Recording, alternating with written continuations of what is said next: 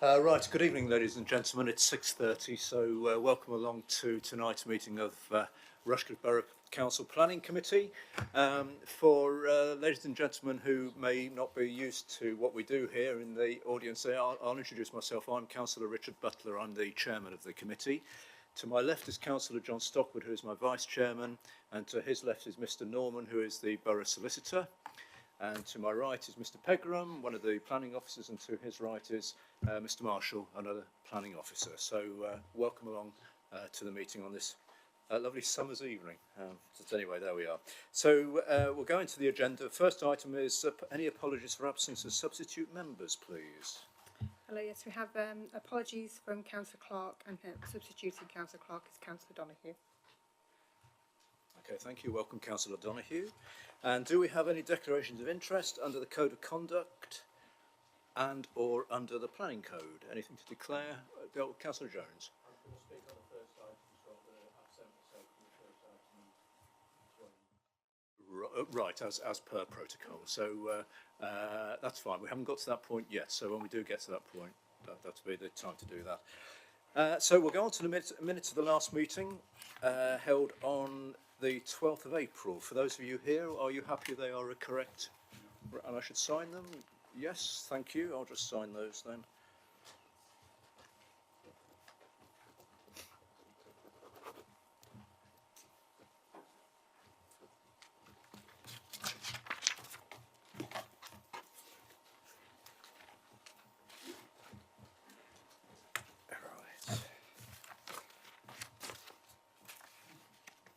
So, we're now going to the main items of the evening, which are planning applications that we're discussing this evening. And Councillor Jones, you're quite right, it may take your place.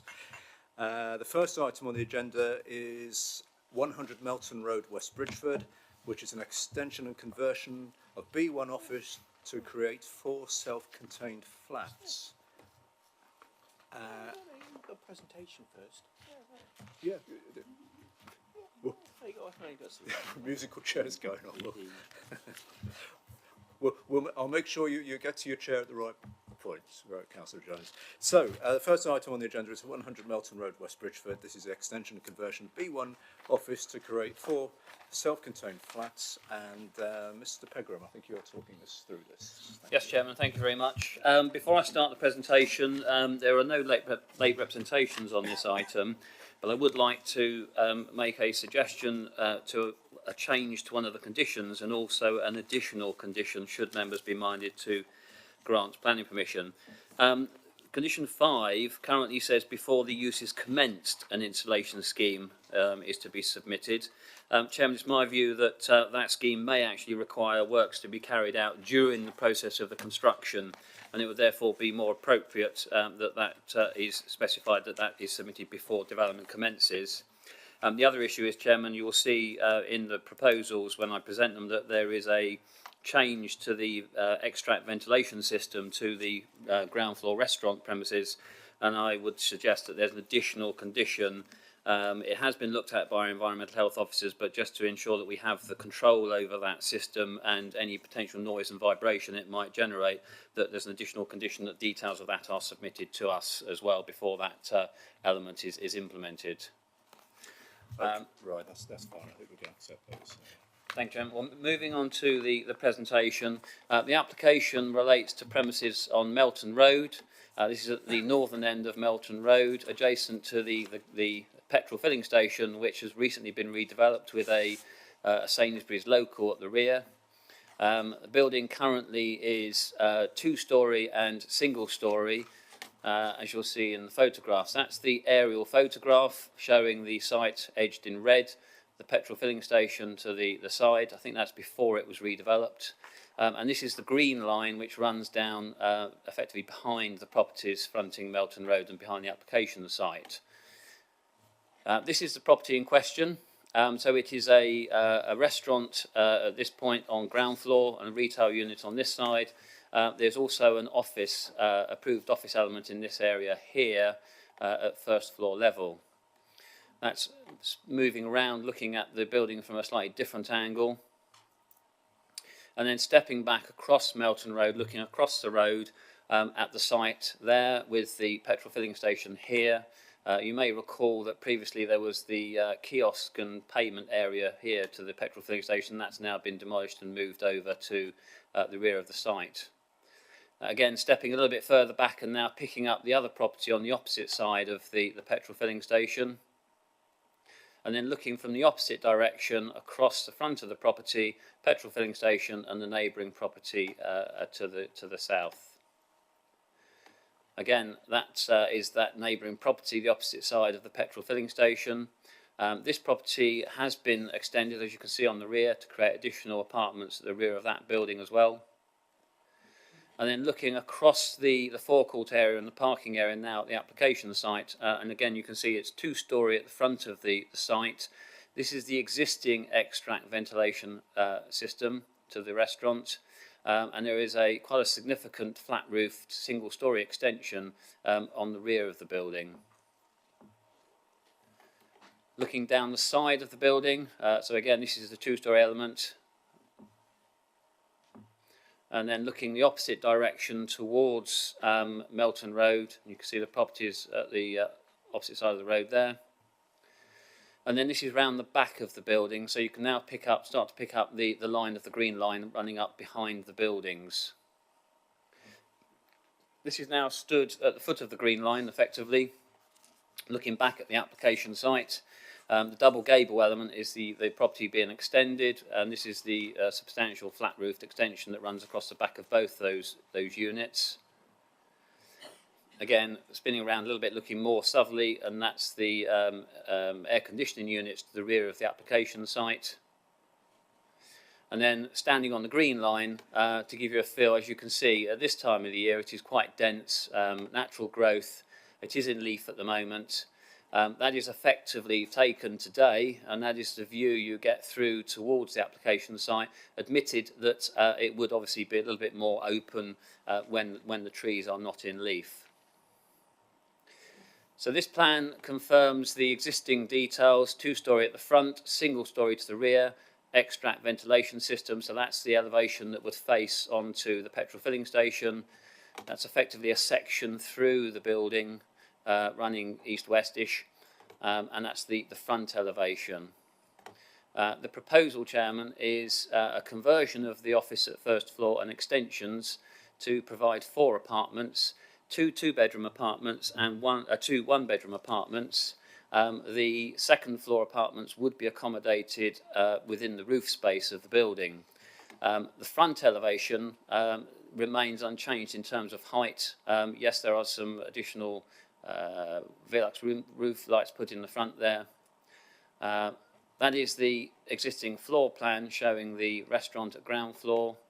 That is the office at first floor and the large flat-roofed area to the rear. So the proposal is to extend above that flat-roofed area and create 2 two-bedroom flats at first floor, retaining the restaurant at ground floor, and then 2 one-bedroom flats at second floor effectively within the roof space.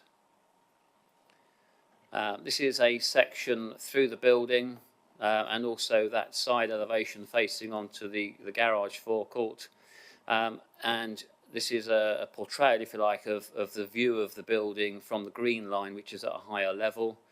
One of the issues with one of the previous applications was the design and refusal on the basis of what was considered to be a large flat-roofed area.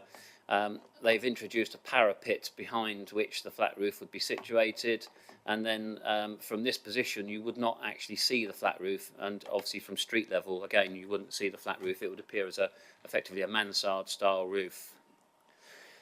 Chairman, it is within obviously the built up area. What I should also mention is that there has been a previous permission under the prior approval system for the conversion of the office into flats already. So the existing fabric of the building has a permission to convert into flats at first floor level. That is effectively under the relatively new permitted development rights that the government brought in several years ago. So the principle of residential development is considered to be acceptable in this location. It is, as I say, within the built-up area, so within principal urban area, and that there's already effectively a permission in principle for the conversion of the office to flats. The previous application was also refused, Chairman, on the basis that the applicant had not adequately demonstrated that the occupants of those flats would not be adversely affected by odours or noise from the existing commercial uses in the area. They have now provided a noise assessment and an odour assessment. They have been considered by our environmental health officers, and the environmental health officers are satisfied that those measures or those impacts can be mitigated as part of the scheme. Again, just to point out, that is the rerouted extraction system. It has to vent obviously above the roof of the building to ensure that the fumes are carried away acceptably. And again, that's an element which has been looked at by our environmental health officers and is considered acceptable, subject to those additional conditions that I referred to, Chairman, just to ensure that there is no adverse impact to future occupants. The design of the building is considered acceptable. From the street scene, largely, certainly from the front, it remains relatively unchanged. From the side, yes, you will get a feeling of a deeper building, but the proposal is considered to be acceptable in terms of impact on amenities of the area and nearby properties. And it's before you, Chairman, with a recommendation to grant planning permission. Thank you. Right, thank you, Mr. Pegram. That's very clear. Hopefully that's clear for our members. We do now come on to our it's public speaking section of the meeting, and this is where the ward member has requested to speak. So, Councillor Jones, if you'd like to pop up to the chair. And as a reminder for everybody, this is very strictly controlled. We have up to 5 minutes for speakers to make a point. There is no two-way discussion. It's literally just an opportunity for representations, comments to be made. There's a big clock here, and you'll see it counting down to 0. So as soon as you're ready, Councillor Jones, press the red button and your time will start. Thank you. There are no immediate neighbours. I looked at the proposal and consider it's not a decent design for living, and the effect of the combined floors would be adverse on the amenity of people who might live there. We need more dwellings, but not at any cost. They should be reasonable places to live. Yes, the property is different from the previous application. It's visible from the green line when the leaves aren't on the trees. I am concerned that not about the flat face of the building towards Melton Road, but the bulk of the building is seen as seen in the round increases the mass, which is, I think, questionable.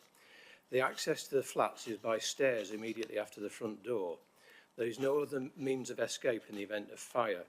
Maybe you will be told that a second means of escape is not essential, but would you be satisfied with that in a multi-occupied building with 3 commercial premises below? There is no garden, no yard, nowhere to dry washing outside, nowhere to grow anything, no outdoor amenity space, and there is none in the immediate vicinity. I do not think this is satisfactory amenity. Paragraph 43 in the report says that the Council's design guide says that outdoor space is desirable and should be provided wherever practical. This is dismissed on the basis that Bridgford has opportunities for recreation and outdoor space. A small block of flats should have some outdoor space, and I ask members to consider, is this an acceptable design for the future? There is no evident provision for a pram or other store, which would be important given upstairs living. There are some sideways stands for cycles down the side passageway that you've been shown, with no cover squeezed in between the waste bins. Please look at the detail of the flats. Most animal housing gives more opportunity to see the outside world than residents would have in 2 of these flats. In the roof, flat 3 has 1 window and 4 skylights. Flat 4 has no window but 8 skylights. On the first floor, flat 2 is better endowed with windows, but look at flat 1. There is no windows in either of its 2 bedrooms and none in the bathroom. It is important to bear in mind that the proposed 4 flats are not intended to nor confined to occupation by workers or owners in the premises below. There is cooking and music from the restaurant. In my view, noise from the music and air extraction is likely to have an unsatisfactory effect on the amenity of the proposed residence. Although glazing and ventilation is said to be satisfactory, that assumes that windows are closed. Most residents and shops sometimes like to open windows and skylights. When windows are open, smells will rise depending on wind directions. However mouth-watering the smells, this is not the design for living which the committee should accept. The level of noise from cars and fumes from the adjoining forecourt will be excessive for some rear windows, which are in flats 1 and 3. Whatever technical reports may say, life is more practical. The applicant has submitted a special design for the floor with isolation joints. You will notice that there is a proposed condition, so there is no certainty in this application that the level of noise will not carry. There is no provision for parking cars. Double yellow lines surround the property. The County Council, as a statutory consultee, again fails to take account of the pressure for parking spaces on roads in West Bridgford. They simply say no observations are needed. In real life, the nearest roads, when parking is not prohibited, are those opposite, Glebe, Manvers, Portland and Clumber. They are well lined with cars during the day and usually dotted with cars sometimes which are 2 abreast at night, as some people will know. I submit that for planning considerations, a reasonable amenity for future residents of 4 flats with a total of 6 bedrooms cannot be based on each of them having no vehicles and be visited by none. The report technically downplays each item of concern. The need for housing seems to be driving views. The key question is overall, is this a positive place with good amenity for future residents? My suggestion is that your judgment to the scheme and should give weight to the lack of windows in 2 flats, no outdoor space, no pram or similar storage, just 1 escape route, the smells, the noises and no parking provision. I put to you that the grounds on which you should refuse this application is MPPF 17, which says always seeking to secure high quality design and a good standard of amenity for all existing future occupants of land and buildings. And it fails MPPF paragraph 9, pursuing sustainable development involves seeking positive improvements in the built natural and historic environment as well as in people's quality of life. Thank you, Chair. Thank you, Councillor Jones. Bang on 5 minutes, so well done. Thank you for that. And Councillor Jones has raised some concern, including the fire escape access, lack of amenity space. Is it designed for the future? Space for prams or lack of space for prams and not very good space for cycles. And comments about the windows and skylights, and also referred to National Planning Policy Framework, Paras 17 and Para 9. Mr. Pogram, would you like to pick up on any of yes, those, please, Chairman, just to provide some clarity on some of those issues, Chairman. The second floor flats, as Councillor Jones has referred to, are served predominantly in terms of light and ventilation. Sorry, I'm losing my... Bear with me. I'll come back out and go back in again. Sorry, some of it's moved up there, so it's right. So,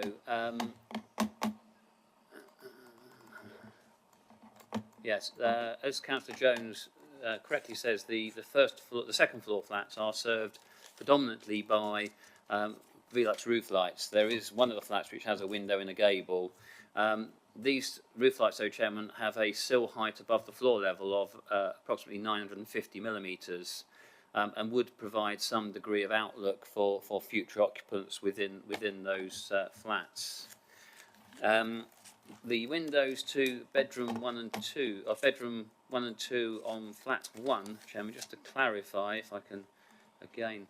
So again, if I zoom in, unfortunately I've lost the tab up there on the screen. But flat 1 is the one at the front here. Where there is, in fact, this is the 2 bedrooms. My interpretation of these plans, Chairman, and in fact you saw in the photographs that the front of that building is largely glazed. So that would be the light, the windows to those 2 bedrooms. We did mention in my presentation the issue about the impact of possible commercial activities at ground floor, and as I say, that has been considered by the environmental health officers. The applicant did submit a noise assessment. Obviously, there's a concern of Councillor Jones whether there's any certainty as to whether the noise impacts can be mitigated. Hence my suggestion, Chairman, that Condition 5 should be strengthened and those details should be submitted to us before work commences on site so that we can be satisfied that the noise insulation properties are acceptable.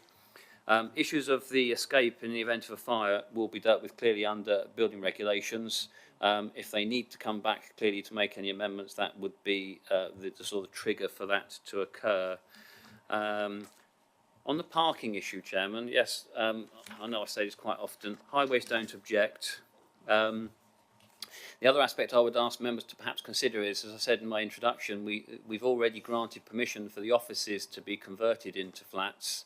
In addition, those offices would themselves have a traffic generation. So clearly one of the issues I'm sure that the Highway Authority would consider and we would consider ourselves, there is already a traffic generator there. It's the comparison between that and the flats and whether in fact that would result in a significant increase in demand for parking that would justify refusal of the application. I'll leave members to obviously consider that one in their own mind. There is down the side of the building here, Sheffield hoops are proposed for cycle parking and also bin storage.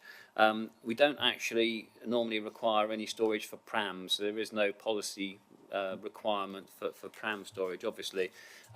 People who buy the flats will presumably consider what storage those flats have when they buy those properties. Thank you, Chairman. Thank you, Mr. Peckham. I think that's covered the points that Councillor Jones raised. I think we can now open up for comment and discussion. So who would like to start, please? Councillor Donoghue. Thank you. Thank you for the presentation. I'm minded to ask about the fire exit, the issue of fire exit for the upper floors, assuming that the offices that were occupied had a similar problem should in the event of a fire. Fire escape again. Chairman, Yes, I would reiterate my point that would be a matter for building regulations. I'm not a building control officer, I'm not a fire officer.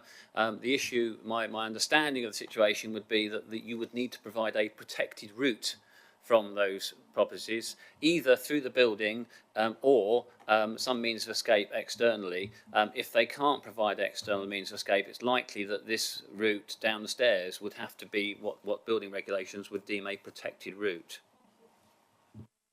So really, we as a committee can't get so involved on the building regulations side of things, but it would be monitored and approved or otherwise by.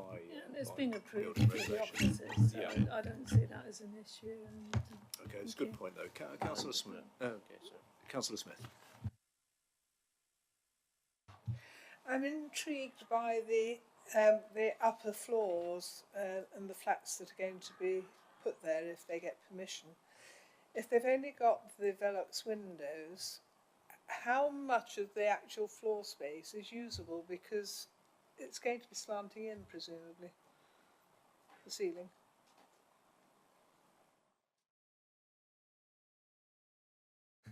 Chairman, this gives you a feel for the sort of the angle of the roof. Yes, obviously in sort of attic apartments or attic rooms, you do to a certain extent limit the amount of floor space by the fact that yes, you can't walk right into the corner of the room.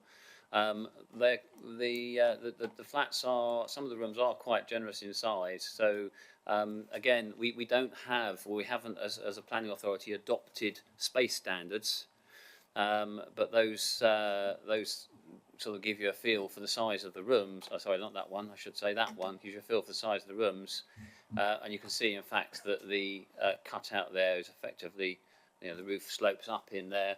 And that is the position, rough position of the Velux roof windows that you can see with the squares and the crosses. I don't know if that answers your question, but yes, there would be, the roof and design would to a certain extent compromise the amount of available floor space, but not to the degree that we could justify refusing permission. As I say, we haven't adopted space standards.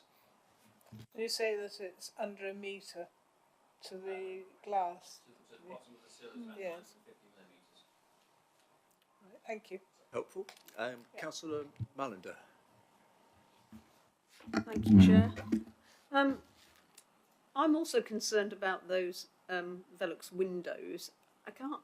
So does that mean that you could kind of stick your whole body out of the window?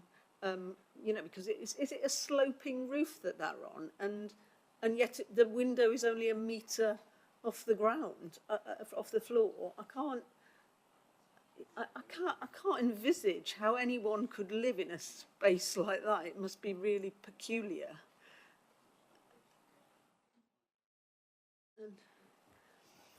We're just trying to find an illustration Yeah. on the plans. Well, I do have other concerns.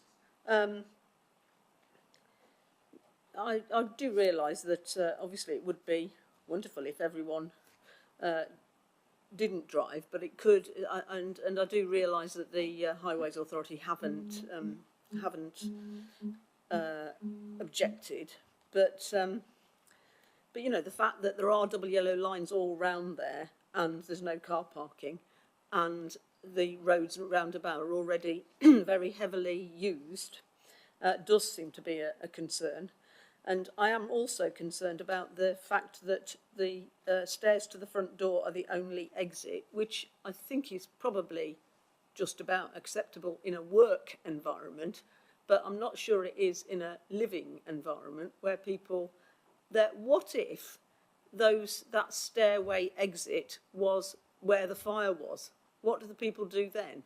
And they can't get out either, because if they happen to be in a room, one of those rooms that hasn't got a window, or has got an inaccessible window, or has got a window where they can stick their head out from a metre below, I really think that is unsafe for people. And yes, I know it's building regs, but surely it is MPPF 17 that the building should be of good standard. So that is a planning reason. It's not. It can't just be passed over to say, oh, we can deal with that with building regs, because I think that there is a planning reason not to give this permission. And there's, you know, to have no outdoor amenity space is, you know, doesn't seem to be acceptable for modern living. So are there any bedrooms that don't have any windows at all? And also, and could we have a look at those, please? And also, could we have a closer look at the cycle space and see exactly how much room there is, if the bins are going to be put there as well? Because I wasn't quite sure how much space there is. Thank you. Thank you, Councillor Mallender. I think are we still looking for illustrations, or have we? Just to cover some of those points, Chairman. Yes, if we're right. Chairman, just to reiterate, the issue of fire fire escape would be covered under building regulations. The legislation is quite clear that we shouldn't, through planning, seek to duplicate controls under other legislation.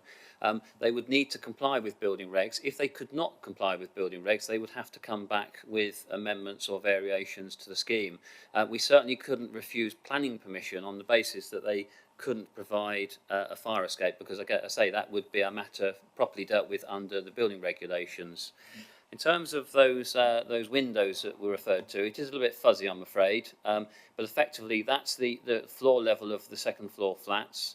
That would be the bottom edge of the roof lights, which I've looked at that dimension on the plan that you can read. It would be 950 millimetres. That is illustrative of a person standing adjacent to one of those windows. Yes, they would be at an angle, but they would also open like a Velux roof light would. So, as I say, it's not, I would say probably there are flats all over Nottingham with a similar sort of layout to that in conversions or new builds. In terms of the outdoor amenity space, Chairman, as I said before, no, I didn't say before, I should say, our residential design guide gives guidelines as to the level of outdoor amenity space that we will expect from new development. In terms of flats, it simply says it's desirable, and clearly there are, not necessarily immediately adjacent to the site, but there are amenity areas near the site that people could use. So again, given our guidelines and the sort of sustainable location of this development, I don't think the lack of amenity space would be a sustainable reason for refusal. In terms of the cycle space, it's on. Again, I'll zoom in a bit.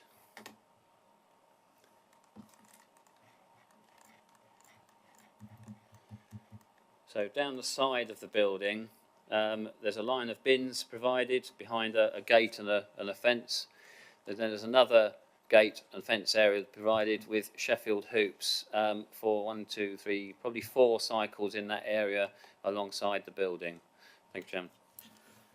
What's about the question about bedrooms without Oh, windows? yes.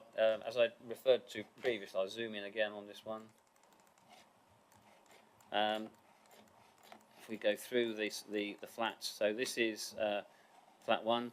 That, as I said previously, my interpretation of the plans is that is a glazed front to the building, so that's the windows to bedroom 1. Has a window in there for the living room, also has 2 windows for the dining kitchen area.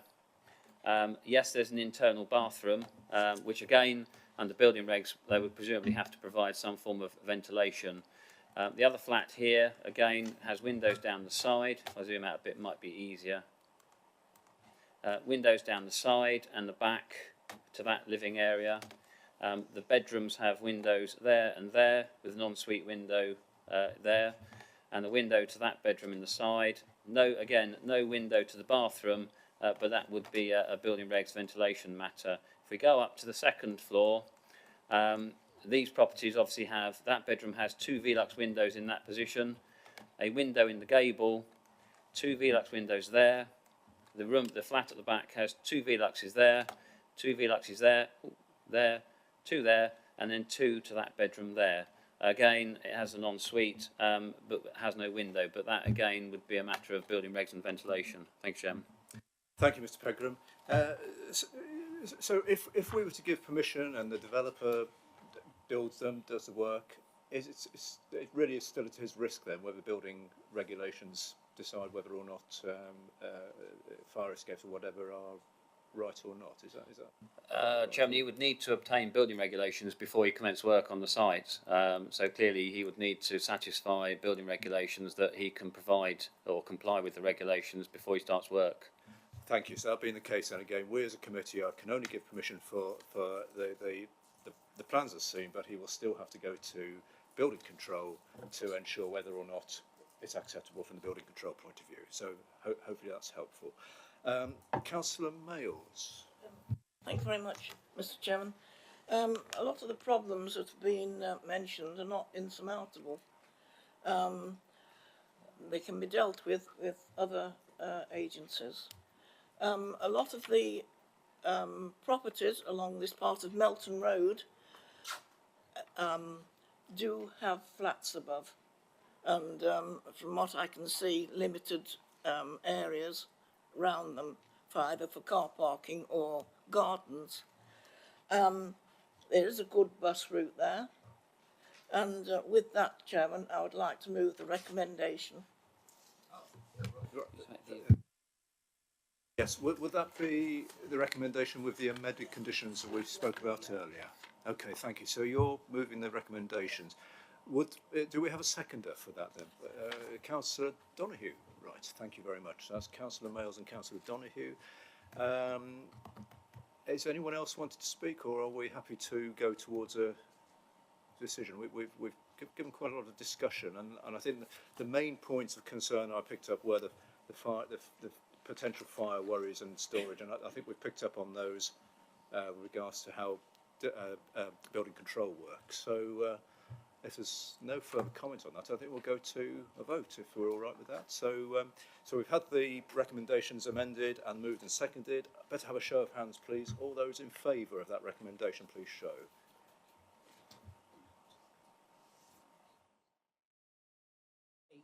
8, and anybody against? 2.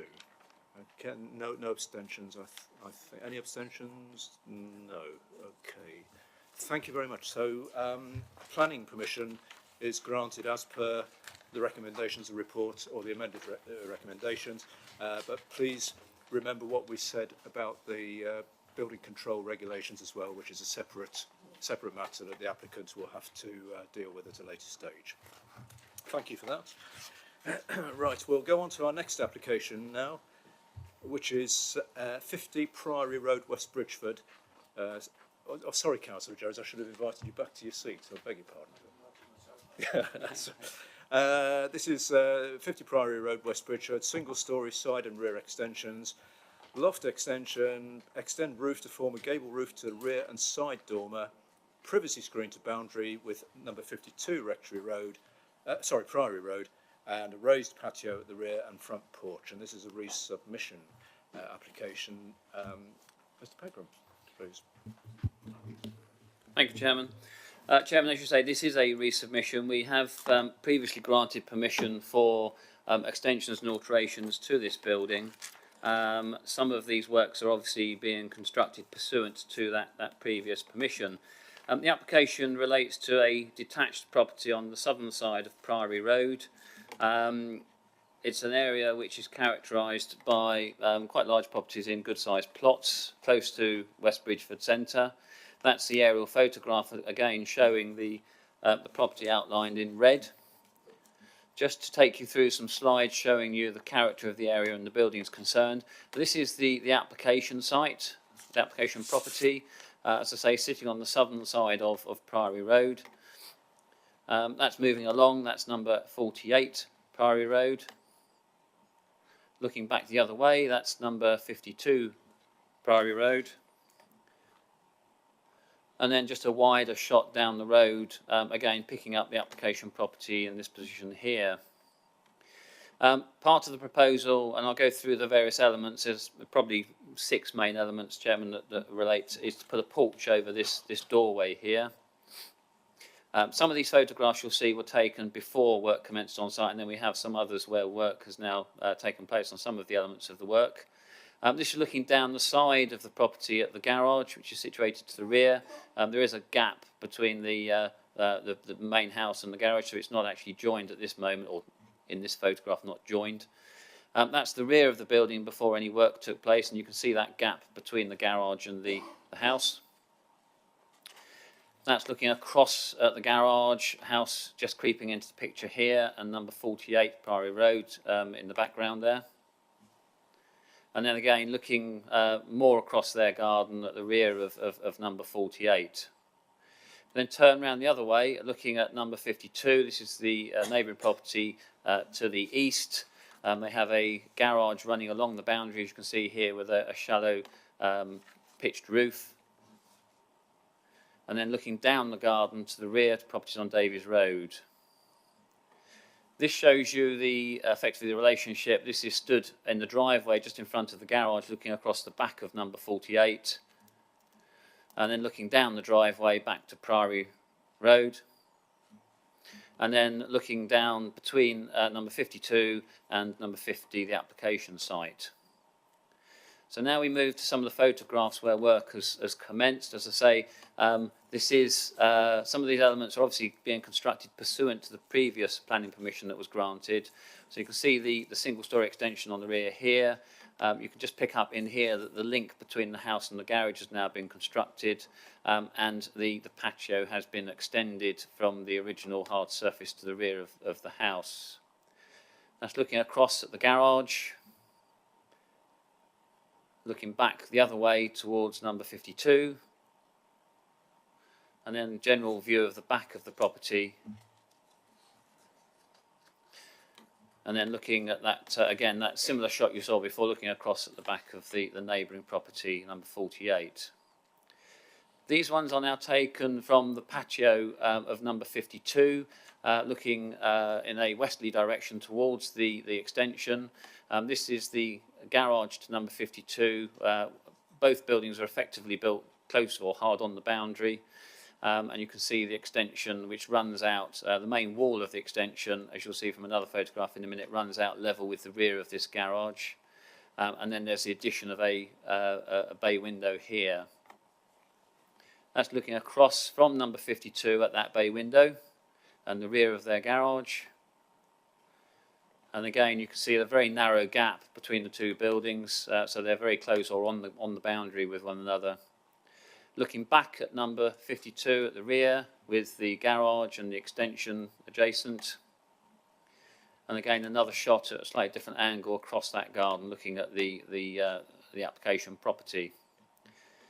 These two pictures next were taken effectively just outside the windows to the habitable accommodation of number 52. So that's looking across at the garage with the extension behind. and a similar shot from a slightly different angle with the garage and the extension behind. This one shows you again the relationship here. There is an issue which I'm sure members will have picked up from the report and documents which have been circulated, that there is a potential trespass here where the eaves overhang the neighbour's garage. That is a civil matter largely, although I will show details of how the applicant intends to rectify that by effectively cutting the gable, cutting the eaves back and repositioning the guttering.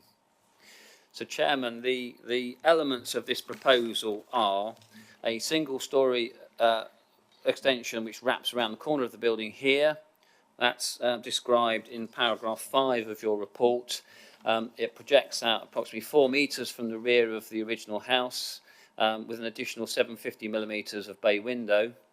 Alongside that, there's proposed to erect a privacy screen on the boundary here, to mitigate against any potential overlooking from that window. The second element, Chairman, I'll refer to is the link extension in this position here, which is a single-storey link linking the house to the garage. And I think the garage is then to be used for habitable accommodation. Clearly, you can't get a car to it. Item 3 is a hip to gable loft conversion, and I'll show you the elevations of that in a moment. That's described in paragraph 7 of your report. Element 4 is again, I'll show you the details of this, is a dormer window in the side plane of the roof facing number 48, and that is in your report, paragraph 8. Element number 5 is the extension of the patio, which you can see here. And again, that's described in your report at paragraph 9. And the final element, Chairman, is the porch I referred to at the front of the building, which is in paragraph 10 of your report. Just to show you those various elements, this was the building pre any extensions or work. You've seen that in the photograph, so I won't dwell on that one. Probably best if I zoom in again here. So, Chairman, there is the single-storey extension there, which wraps around the side of the building, projects out approximately 4 metres to the rear, 750 bay window, and then a privacy screen along the boundary there. That originally was shown to be something like 2.9 metres high. That, to my mind, was excessive, Chairman, and we have negotiated a reduction in the height of that. Proposal is that would have a height of, the top of the panel would be 1.7 metres above the floor level. In my view, sufficient to obscure the eye line of any person standing in that room. There's the single-storey link extension to the garage, and then at the front is a proposal for a porch over the door. In terms of the elevations, that is the rear elevation with the single-storey extension. You can see the dormer coming out there, so at the moment it is a fully hipped roof, and the proposal is to bring that back plane of the roof out to a gable. This shows the detail of how they intend to deal with the trespass issue, so it would be effectively cutting the eaves back and putting what they call an internal gutter in that sort of position. I need to come out again. This is the side elevation of that rear extension that wraps around the side of the building. You saw facing number 52. That is the link element between the dwelling and the garage. Again, you can see more clearly now at the moment there's a hip there, and that comes out to a gable, and then the proposed dormer in that position there. The final element, probably to mention, Chairman, is this one is the porch on the front of the building, and also not forgetting, although where is it shown? It's not shown on this particular plan, but you saw there was a raised patio constructed across that area there, extending the original hard surface. Chairman, the main issues really to consider in this one are the design and appearance of the extensions, and the impact of those extensions on the amenities of the area and of neighbouring properties. Clearly your officers have considered this carefully. We consider that there is no unacceptable impacts. Yes, there is some impact, but not such that would warrant refusal of the application. Clearly members must consider for themselves those issues and whether or not they believe there's any adverse impacts in terms of overdevelopment, overdominance, overshadowing, overlooking, and those type of issues. Chairman, the application is before you with a recommendation to grant planning permission. Thank you. Thank you, Mr. Pegram. Very detailed report and designs seen there. Now we have speakers for this agenda item. There are three speakers in total, three speakers from the floor in total. So now is the time to start that section, and the first speaker will be Mr. John Downey, who is the applicant. So Mr. Downey, if you, when you're ready, press the right-hand button on the microphone, the light will come on, and the 5 minutes will start. And just so everyone knows, we have to be quite strict about the 5 minutes. So even if you're mid-sentence, we have to stop. So it's the rules. Okay, thank you. Thank you for the opportunity to speak in support of my planning application. In preparing my comments, I've read the guide on how to speak at planning committee meetings, and my comments will refer only to planning-related issues where I believe I can add information helpful to the deliberation of the planning committee. The rear extension is substantially completed, but as noted in the planning report, the ridge is 20 centimetres, 7.8 inches higher than the approved plans of April 2017.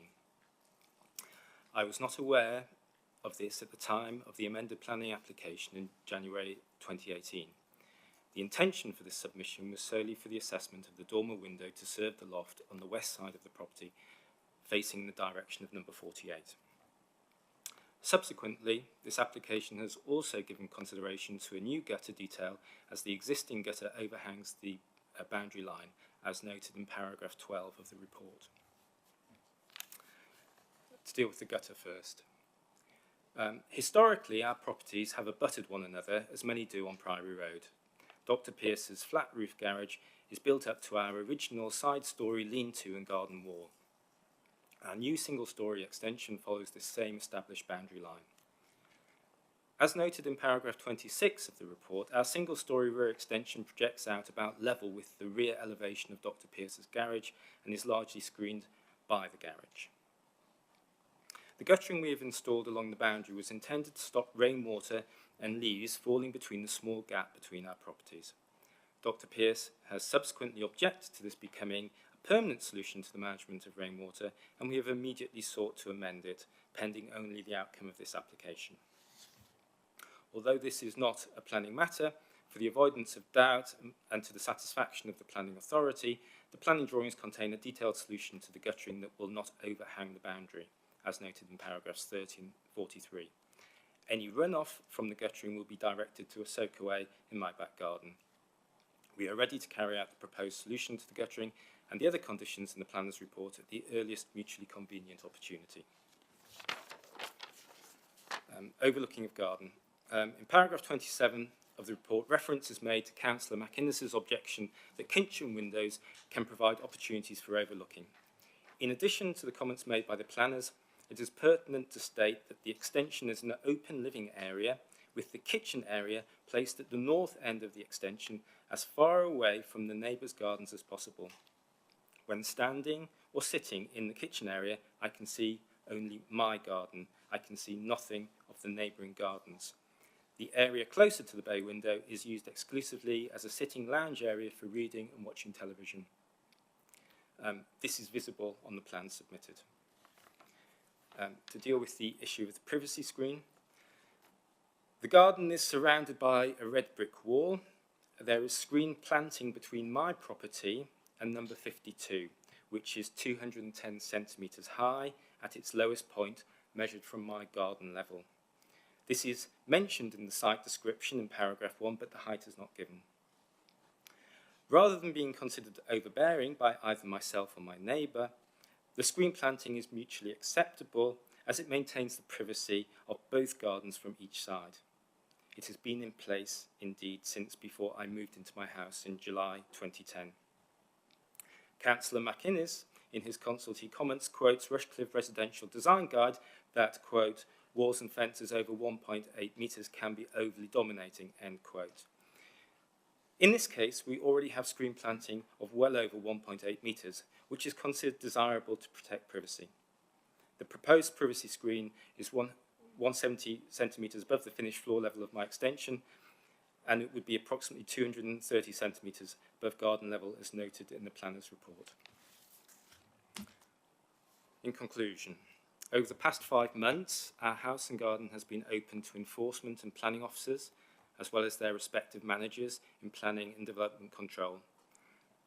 The built works have been heavily scrutinised and duly assessed with regard to both the existing April 2017 consent and planning policy. The objections raised by Dr. Pearce have also been given due consideration. The considerable delays have been a source of inconvenience, but also, more importantly, stress and anxiety for my family.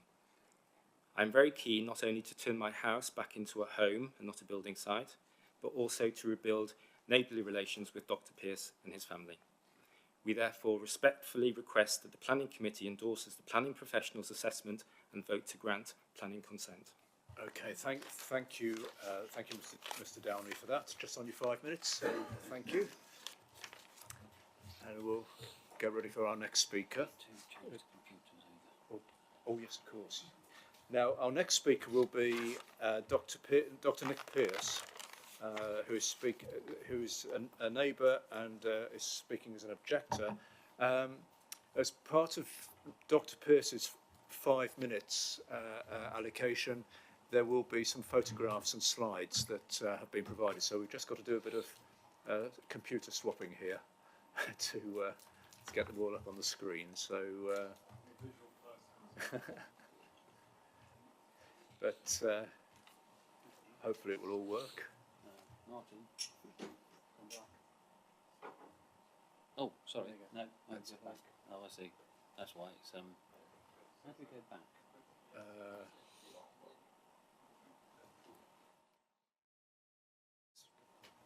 We got it. Might need to get back. I didn't realise it was. It's up there. Oh, sorry, just have a look on the screen. So it's just the computer screen's gone blank on here, but we can see it on the big screen there. So again, you'll have up to 5 minutes, and it's to put your points across to do with the planning application as committee has with us today. And as we mentioned, we have photographs as well. So when you're ready, your 5 minutes will start. Okay. Let's kick off. So I've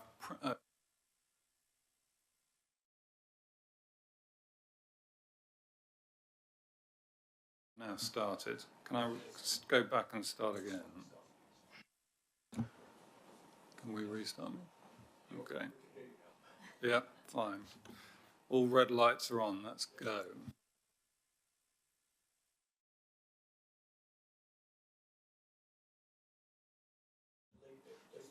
Just leave it. Okay. Okay. All right. I thought I had to press it. Okay. Thank you for letting me speak.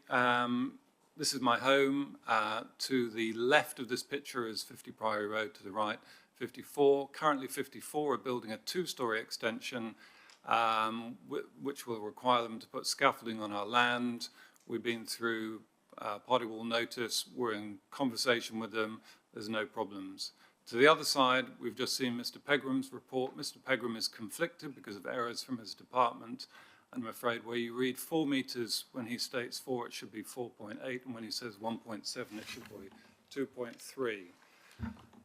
We didn't have a problem with our neighbours until I think they consulted Longworth Associates. These are architects. They provide you vaulted ceilings, and these are attractive properties. This is Valley Road, and I would love to live in a home like that. They produce the same design. This is on Musters Road. This is further up on Priory Road, and this is next door. These vaulted ceilings are attractive, and I would certainly have one in my home, but unfortunately, they do put them wherever they like without necessarily neighbourly consultation. Some comments about the architects from surveyors and builders are big on plans, poor on details, an appalling saga of relentless building ahead of plans.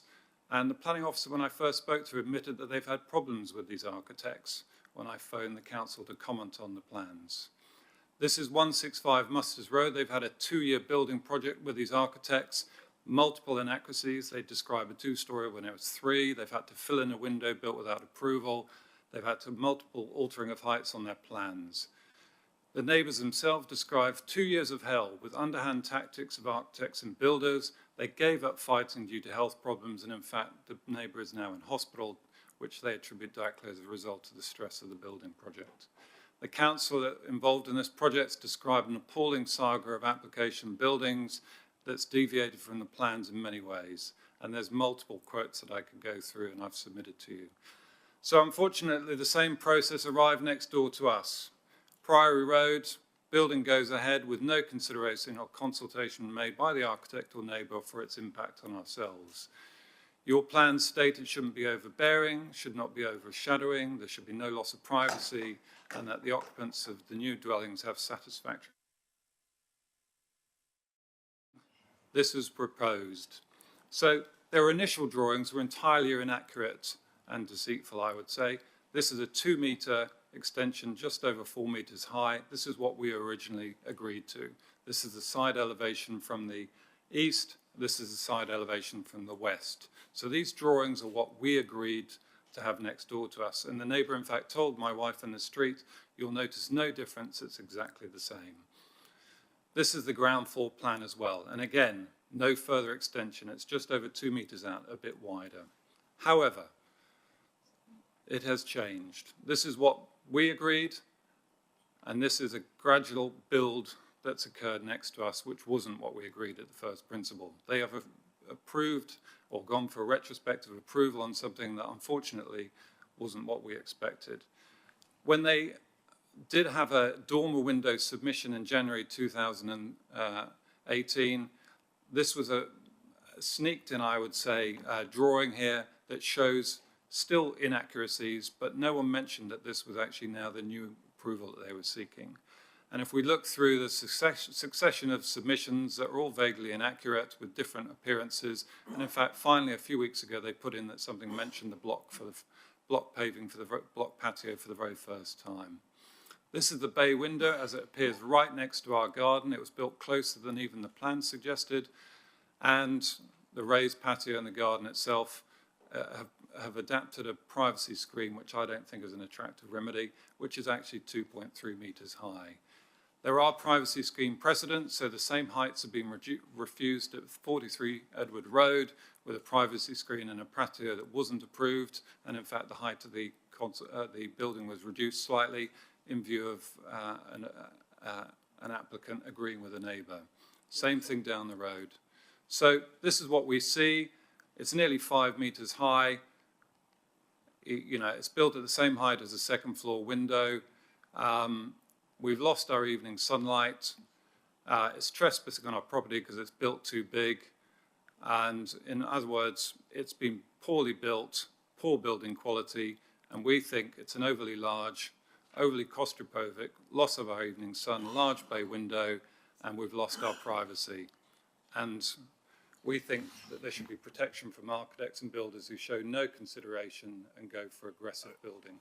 Okay, thank you, Dr. Pearce. Very clear. We heard you fine. And sorry about the red light issue, but we heard you fine. So thank you for that and your pictures. So if you go back to your seat now, because we have another speaker on this, and we've just got to swap computers over again. And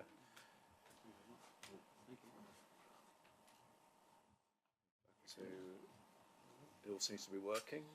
Yes, so our final speaker on this item is the ward member, who is Councillor McGuinness. So I'm sure you're familiar with the form, Councillor McGuinness. Okay, thank you. When you're ready, your 5 minutes will start. Just the one button, or? Well, actually, as Well, it it's happens, on. you're on anyway. It's So, on, yeah. Okay. So we can. Thank you. We can hear you. As soon as you start speaking, the clock will start. Sorry, the button on the right to start. Okay. Just speak. Is that right? Yeah. Okay. Thank you, Chair. I mean, Dr. Pearce has provided a very comprehensive account of issues, particularly the planning issues. My presentation is slightly different. I'll just explain that I became involved in the application when Dr. Pearce contacted me for assistance. Following a preliminary appraisal of the situation, I initially raised a holding objection so that Dr. Pearce, the neighbour, had the opportunity to make objections to the application, as he hadn't been properly consulted by the planning department about what was what the application about the application. Following meetings with the caseworker, the team leader, Dr. Pearce and Mr. Downey, the applicant, I decided to draw up a list of issues and uncertainties surrounding the application, both planning and procedural. Based on what I heard and learnt, convinced me that I should make a formal objection to the application, which should ensure the matter would be referred to a future planning meeting. I decided on this course of action for the following reasons. Following a departmental investigation prompted by a complaint to the Service Manager of Communities, it was found that the plan submitted to the Borough Council contained significant discrepancies and inaccuracies, and furthermore, the extension had not been built in accordance with the approved plans. This raised questions of completeness and possibly accuracy and reliability of the caseworker's initial assessment. Furthermore, the senior officer's intervention seemed to be the trigger for further retrospective submissions concerning a raised patio, which hadn't been mentioned before, and plans for a privacy screen adjacent to the length of the boundary wall at a height of 2.3 metres, facing the neighbouring garden. These retrospective applications were submitted on May the 1st, 2018, over 4 months after the second submission was made. I'm differentiating there before the first submission in February 2017 as against the one that was submitted in early January. Retrospective plans seem to be a feature of the application, as the applicant was also required to resubmit new plans when it's found that the guttering and eaves had been built overhanging the boundary of the neighbour's garden, and we've seen pictures of that. Chair, these inaccuracies should have been picked up much earlier in the assessment process. As there were so many issues and uncertainties associated with the plan, I believe strongly that as a matter of principle, the application would be best decided at a planning committee, heard and decided by members of that committee in an open and transparent environment where eligible participants had the opportunity to speak freely rather than the application be decided by officers of the planning department under delegated authority behind closed doors. As we can see, the approach has been adopted, which I think in principle and practice is the best way forward, as it avoids accusations of conflict of interest. Furthermore, I was aware that an official complaint about the plan had been made to Rushcliffe Borough Council for investigation and the possibility of it being forwarded to the planning ombudsperson. I felt that holding the planning meeting in public showed that Rushcliffe was serious about resolving the issue. Finally, Chair, I would wish to indicate that despite a reduction in the height of the privacy screen to 2.3 metres, measured from the ground level in the neighbour's garden, and to 1.8 metres in length, this will only achieve minimal reductions in overlooking and therefore will bring only minor benefits in amenity. Consequently, I wish to maintain my objection. Thank you, Chair. Thank you. Thank you, Councillor McGuinness, and well within time. Turn these off. Yes, please, if you would. Thank you.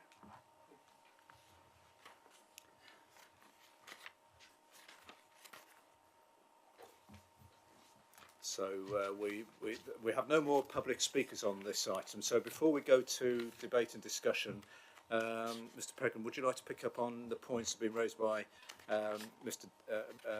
Downey, who first of all explained the background about the work that's taking place on his property and why and the particular points that have been picked up, and then Dr. Pearce, who is one of the neighbours who is was raising quite a few matters, but also there were planning comments in there, such as vaulted ceilings and the type of application that's coming through. And finally, Councillor McGuinness, who felt strongly that because of planning history, he wanted the committee to discuss and make a decision on this, and he raised some points. on that. So would you like to comment on that? Yes, please, Chairman. Chairman, just to start with Mr. Downey's comments, it is fair to say that this area here is largely a seating area. However, it would be possible for someone to stand in this bay and potentially look over the neighbouring property, hence the need for the privacy screen on the boundary. That's the only real point I picked up on in Mr. Downey's comments. Chairman, just to correct, I did, when I described the proposal to members, I did say that it was about 4 metres out to this point, plus 750 for the bay window. I think Dr. Pearce was concerned that I was attempting to mislead the committee in saying it was only 4 metres. I did say 4 metres to here, with an additional 750 millimetres out for the bay window. Similarly, Chairman, I did describe the privacy screen as being 1.7 above finished floor level.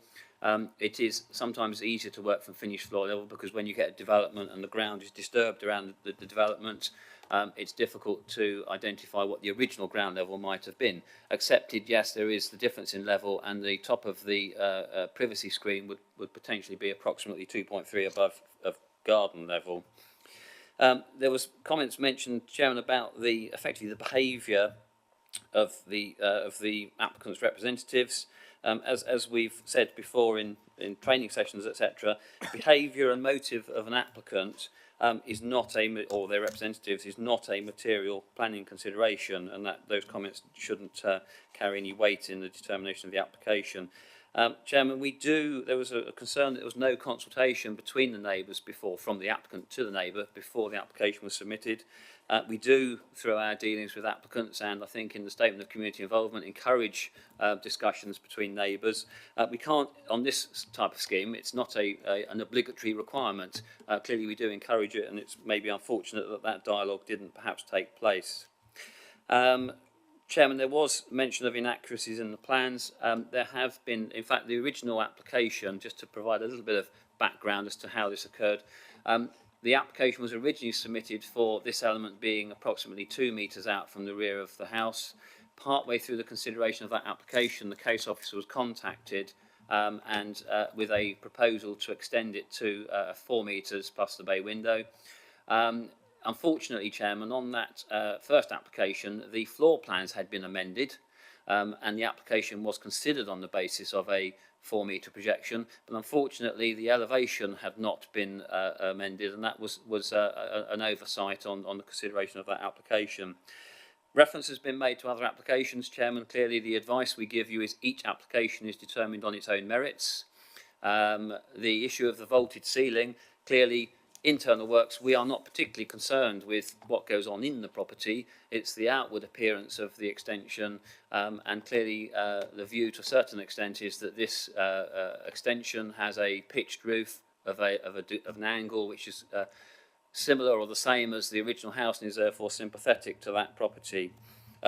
Issues of trespass, again, Chairman, were mentioned, and as I say, that's a civil matter which needs to be dealt with outside of this, although the applicant has attempted to address that through the submission of this revised application. In terms of Councillor McInnes's comments, concerned to hear that he feels that the neighbour wasn't properly consulted. We did notify neighbouring properties and properties across the road of this application when it first came in. That is the statutory requirement, not the properties over the road, in fact, only the neighbouring properties, but we went above and beyond by notifying properties across the road. When we had further plans submitted or the description was changed, we carried out further consultation, which is not necessarily a statutory requirement, but we did carry out further consultation. You've heard about the complaint, Chairman. That is a separate issue which is being dealt with and should have no bearing on the consideration of the application. And in terms of the introduction of the privacy screen, Chairman, yes, the applicant did introduce, as we mentioned, a privacy screen to the proposal to try and address that issue of overlooking. As I say, when I saw it, I looked at it, I thought that was excessively high for the purpose it was intended to serve, and it was reduced in height. The other factor that members may wish to consider is, if I make reference to an appeal decision we received, where we'd refused permission for a window that overlooked the bottom of someone's garden, and the inspector actually allowed that, making reference to the fact that the area closest to the house is the sort of prime amenity area, and if you overlook the bottom of the garden, that is perhaps less of a concern in his view.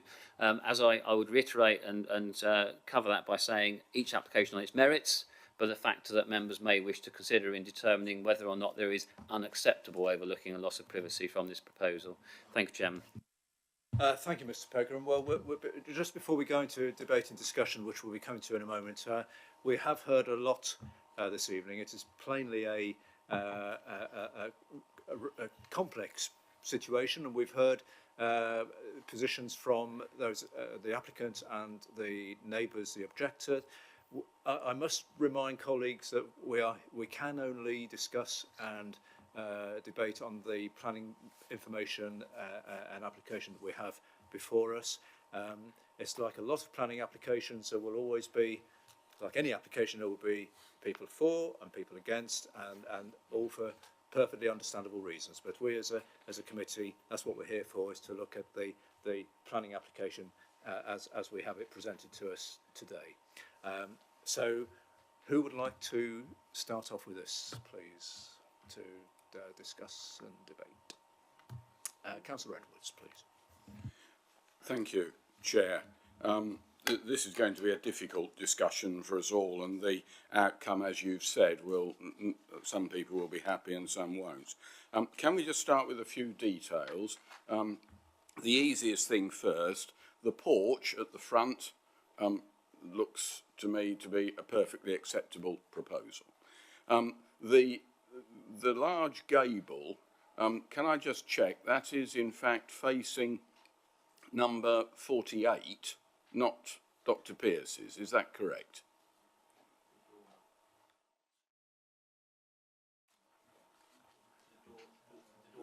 Sorry, the gable with the dormer window.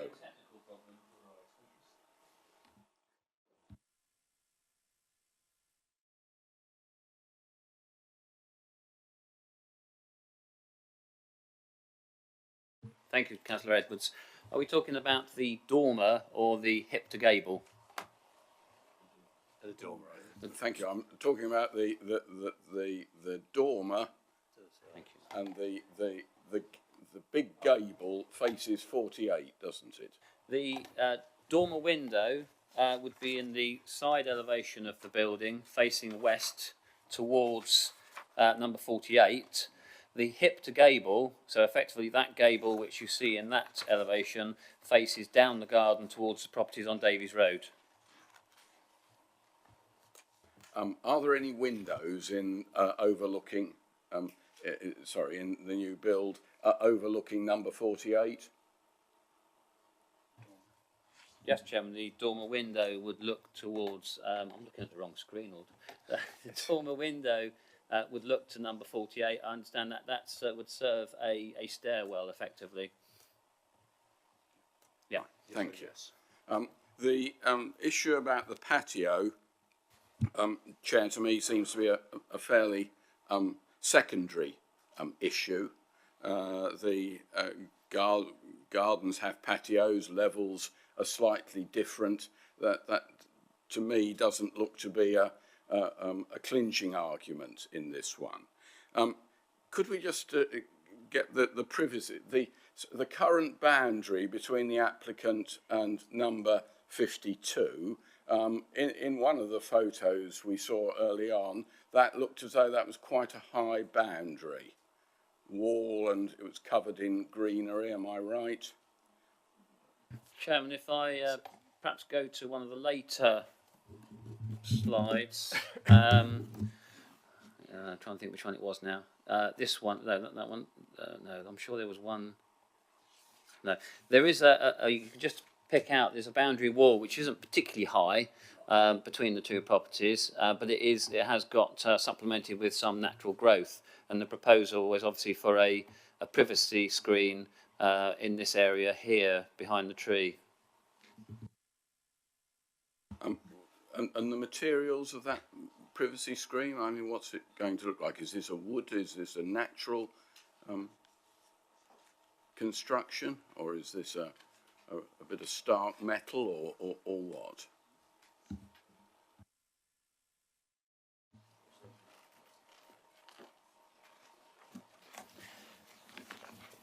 bear with us while we have a look at that.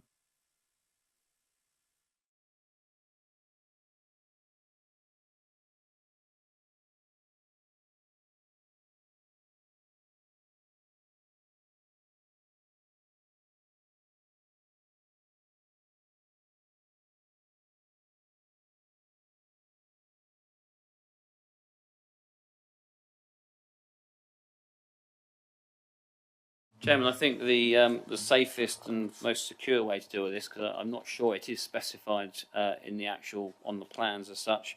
Condition 3 requires that privacy screen to be erected within 28 days of the date of the decision. My suggestion would be that if members are minded to grant permission, that condition is strengthened by saying in accordance with details to be approved by the Borough Council. And then we can clearly agree an appropriate material and an appearance for that screen. That would probably be. That would be welcome if we reach that. If we approve that. Chair, this is, as I said, going to be difficult.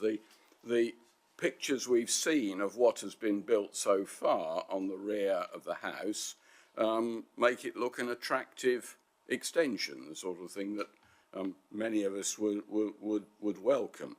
I'm not going to say any more at this stage, but I'd be interested to hear how the debate goes before reaching a final conclusion on this. Thank you. Okay. Thank you, Councillor Edwards. Well, that's the whole reason for having a committee and discussion. Councillor Jones. Whilst the behaviour of architects or agents is not a material planning consideration, it is a human consideration, and I think we're seeing here the consequence between neighbours of incompetence and arrogance between the builder and the architect. And I have to say that must be at some cost to this council and the officers' time, and I just think that somebody should be looking at whether there is any means of charging people who build and keep putting applications in subsequently. The quotes of Musters Ward are, in my experience, the same architect has gone on for 2 years with over 6 applications. The people have moved in and the applications still do not mirror what is there. So I just think there is a cost implication, human for residents and for the council. I just make that point. I hear, I understand what you're saying, and your point has been made, but we really can't get into that at. No, I'm not raising it for debate. I'm making a point to senior managers here. Yes.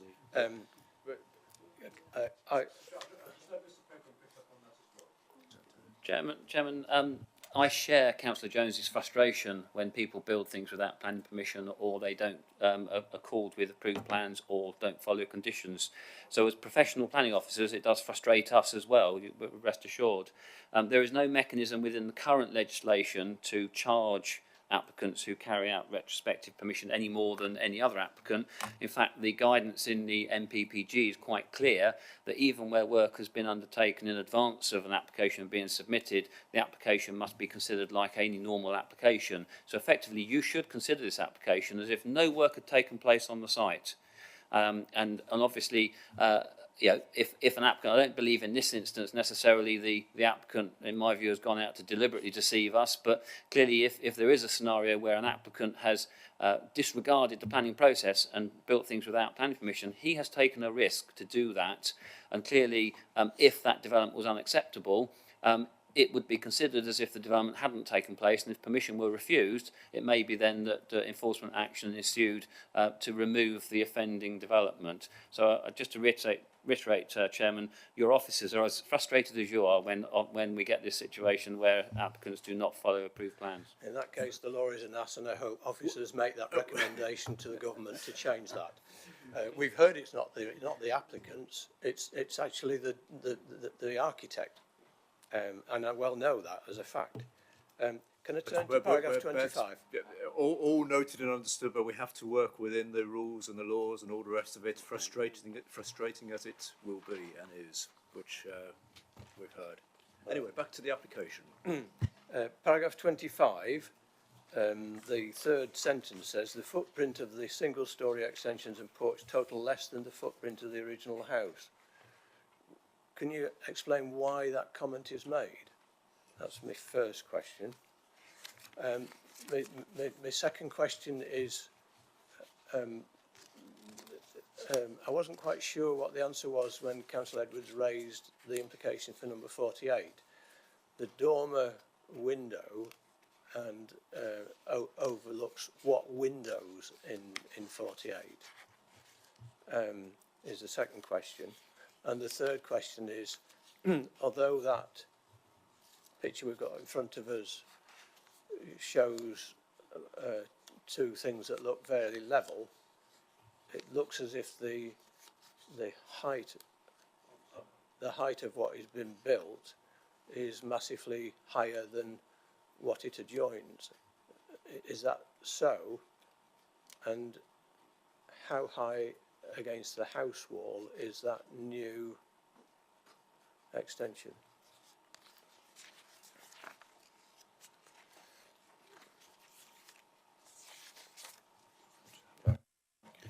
Thank you, Chairman. Dealing with paragraph 25 first, I think as the officer starts their report there, they say concerns have been raised about possible overdevelopment of the site. And as a measure, she has simply said that the footprint of the extensions don't exceed that of the original dwelling. I would add, though, Chairman, that we do not have, certainly within the built-up area, it's not a case of what is the percentage increase or in footprint or volume of the building. That may apply in Greenbelt or to a certain extent in countryside. This is more a question of is the impact unacceptable on neighbouring properties? Does it leave the property with inadequate garden space, etc.? So I think that's an attempt to respond to the concerns that were raised about possible overdevelopment of the site. In terms of the windows in the side of 48, there's two aspects to this, Chairman. I think most of the windows in the side of 48 are more secondary windows, so they serve secondary windows to rooms or perhaps stairwells, etc. I don't have the layout of number 48 to confirm that. The other aspect, which is perhaps more pertinent, Chairman, is that as you saw from the plans, perhaps I zoom in. That again, it's a little bit fuzzy, I'm afraid, but that window does serve a stairwell. So there may be points on that stairwell where you can't see clearly out of that window into or towards the neighbouring property.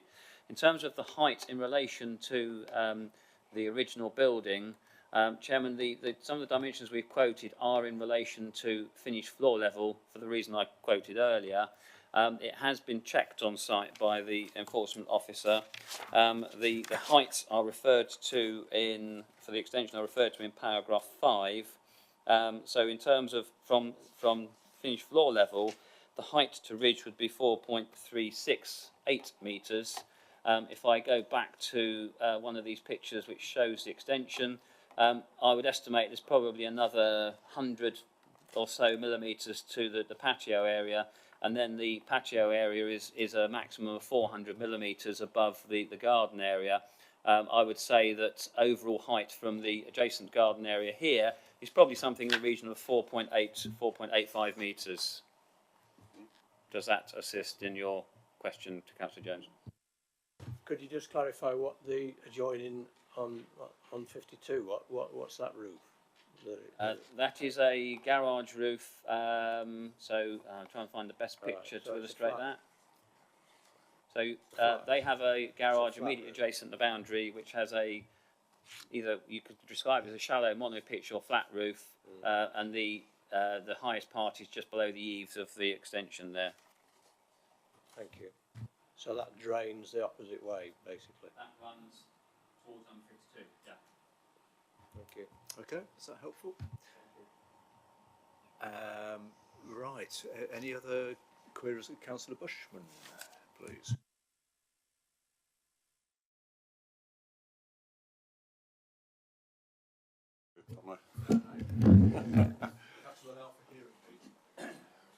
Yes, thank you. I noticed from the the plan that it appears that the border of that property runs from east to west and appears to be complete. A complete use of the width of that property has been used. Now, the patio at the rear, can you tell me, I think you've just mentioned it, but how far is the patio from the bottom of the garden? What is left there?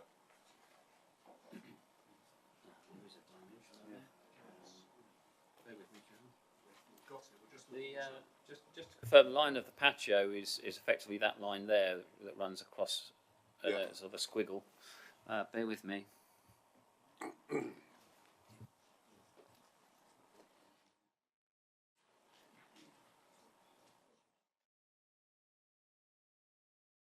a dimension on that plan, Chairman, which I was just trying to zoom into. So the distance from the rear wall of the garage there to, and that's the point where the sort of patio comes out to the bottom of the garden is shown as being 13.832 metres. That's quite a distance then. With regards to the original plans that were submitted, what additions, which were not on the plans, were made with regards to either the east or the west side of the property that is there at the moment? Are we aware of, in other words, basically the respective applications to building which had not been in the original plan? Chairman, so as far as I am aware and concerned, the extension, I'm looking at the wrong plan again, I do apologise. The extension which links the house to the garage was shown on the original application as you see it there. The porch was shown on the original application as you see it there. The hip to gable extension, so that's the original hipped roof. The hip to gable extension and loft conversion was part of the original application. The dormer was an addition, and that was effectively the element that triggered the submission of this subsequent application. The applicant came back and said, or the applicant's agent came back, can we add a dormer under permitted development? And we advised, because it was part of a larger scheme, no, it had to be a new application. The element which is a little bit more confusing is this element here. As I say, originally it did start off on the original application as an extension which projected just over 2 metres out from the rear of the house with a flat end to it, no bay window.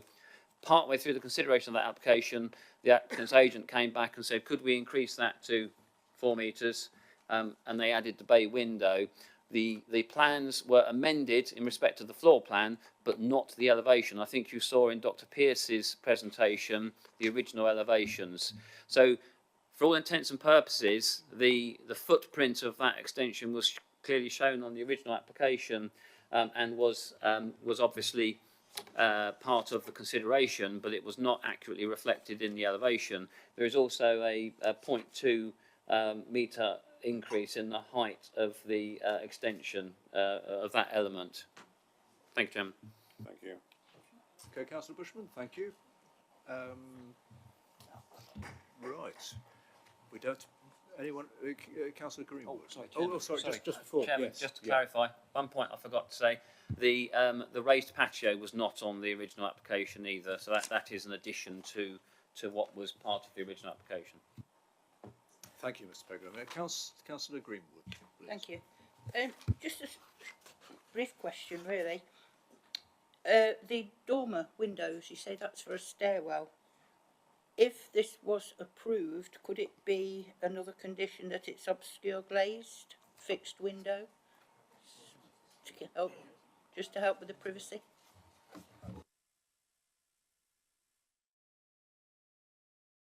I think the answer to that is paragraph 40. It says an obscure glazed opening is proposed in the dormer extension, which would serve a stairwell. So it would. There isn't one, Chairman, but there could be. That you could, yeah, there's no reason why not, because it's in the report, and it says it's proposed, but it could be put as a condition to make sure it is. Yeah.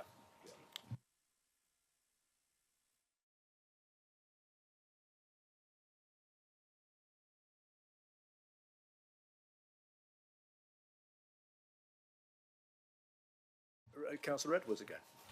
Thank you. Thank you, Chair. I've listened very carefully to the discussion and to the responses from the officers.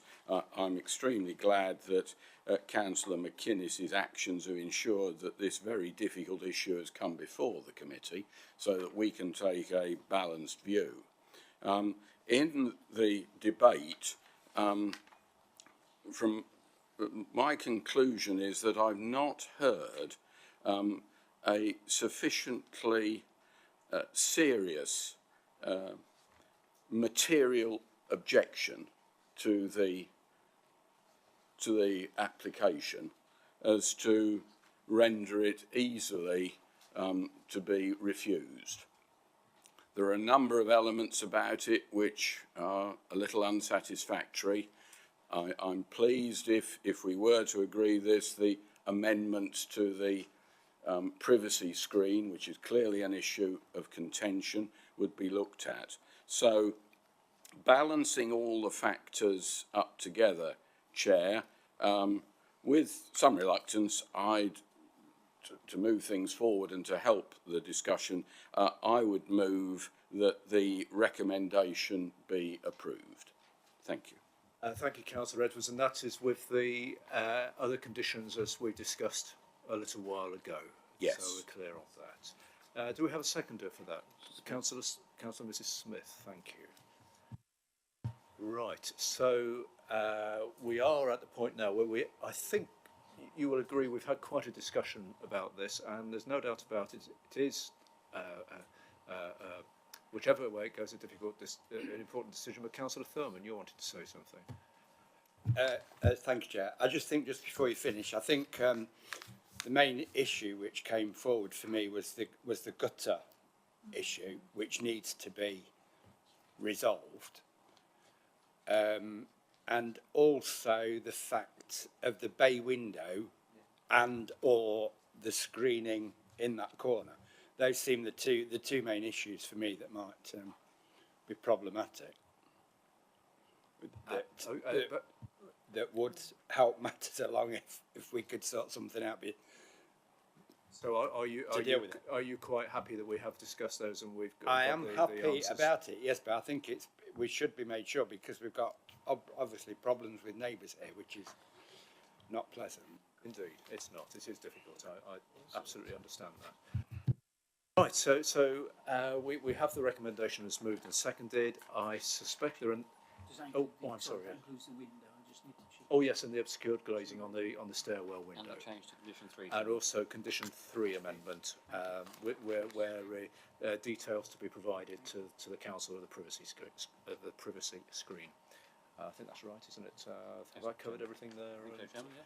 Right. Okay, ladies and gentlemen, we need to make a decision on this now. Then, so we've heard the recommendation as amended. Can I have a show of hands for those who are in favour of the recommendation, please?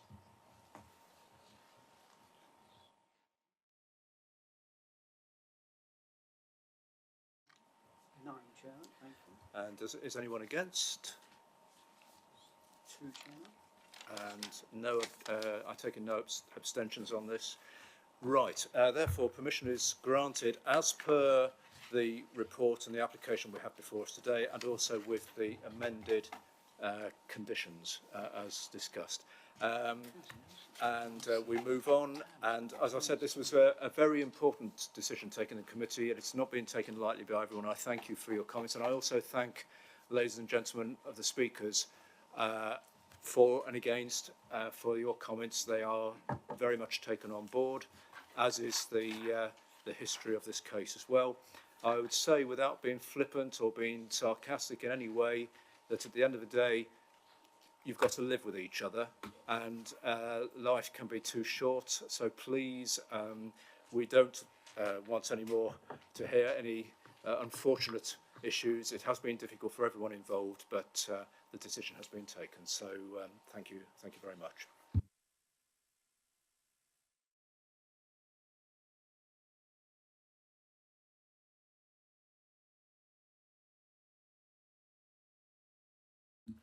Thank you, Chair. I don't know whether I'm the only one that feels this, but it's really cold in here. And unfortunately, I've come on my bike today and I get quite warm, so I've only got a really thin coat. And could we switch off the air conditioning, please? Or have you just done so? Because it did seem to get a bit quieter. Well, I was rather thinking it's rather warm in here, but there we are. It's that's the joys of air conditioning. So perhaps we can have a little tweak of it, and can we zone it a bit? It's what? Sorry, it's off or on? It is off. It is off at the moment. So. Well, if we start wilting, then that will be a hint that we're perhaps, and it's not just any hot air that's being spoken. Right. We move on to our next. Are we ready for the next one? We are, Chair. Yes. Thank you. We'll move on to the next item, which is Nettle Barn, Basingfield Lane, Basingfield, and this is a single-storey extension to side and rear, first floor, two-storey extension to front and rear.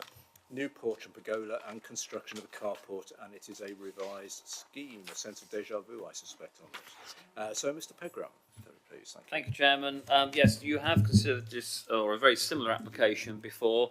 As far as I'm aware, no work has commenced on site yet, but this is simply applicant has come back to change slight design in one element and the main element, and also to add a pergola.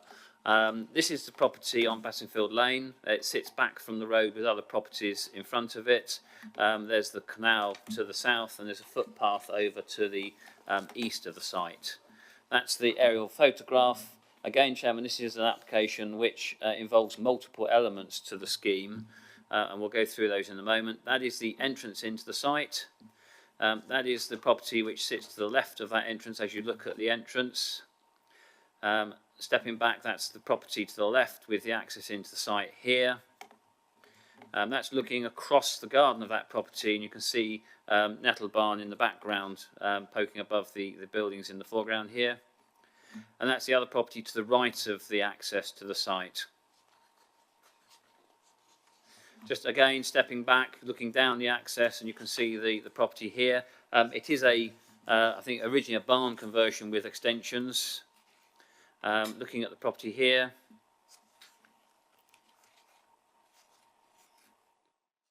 that's the original porch.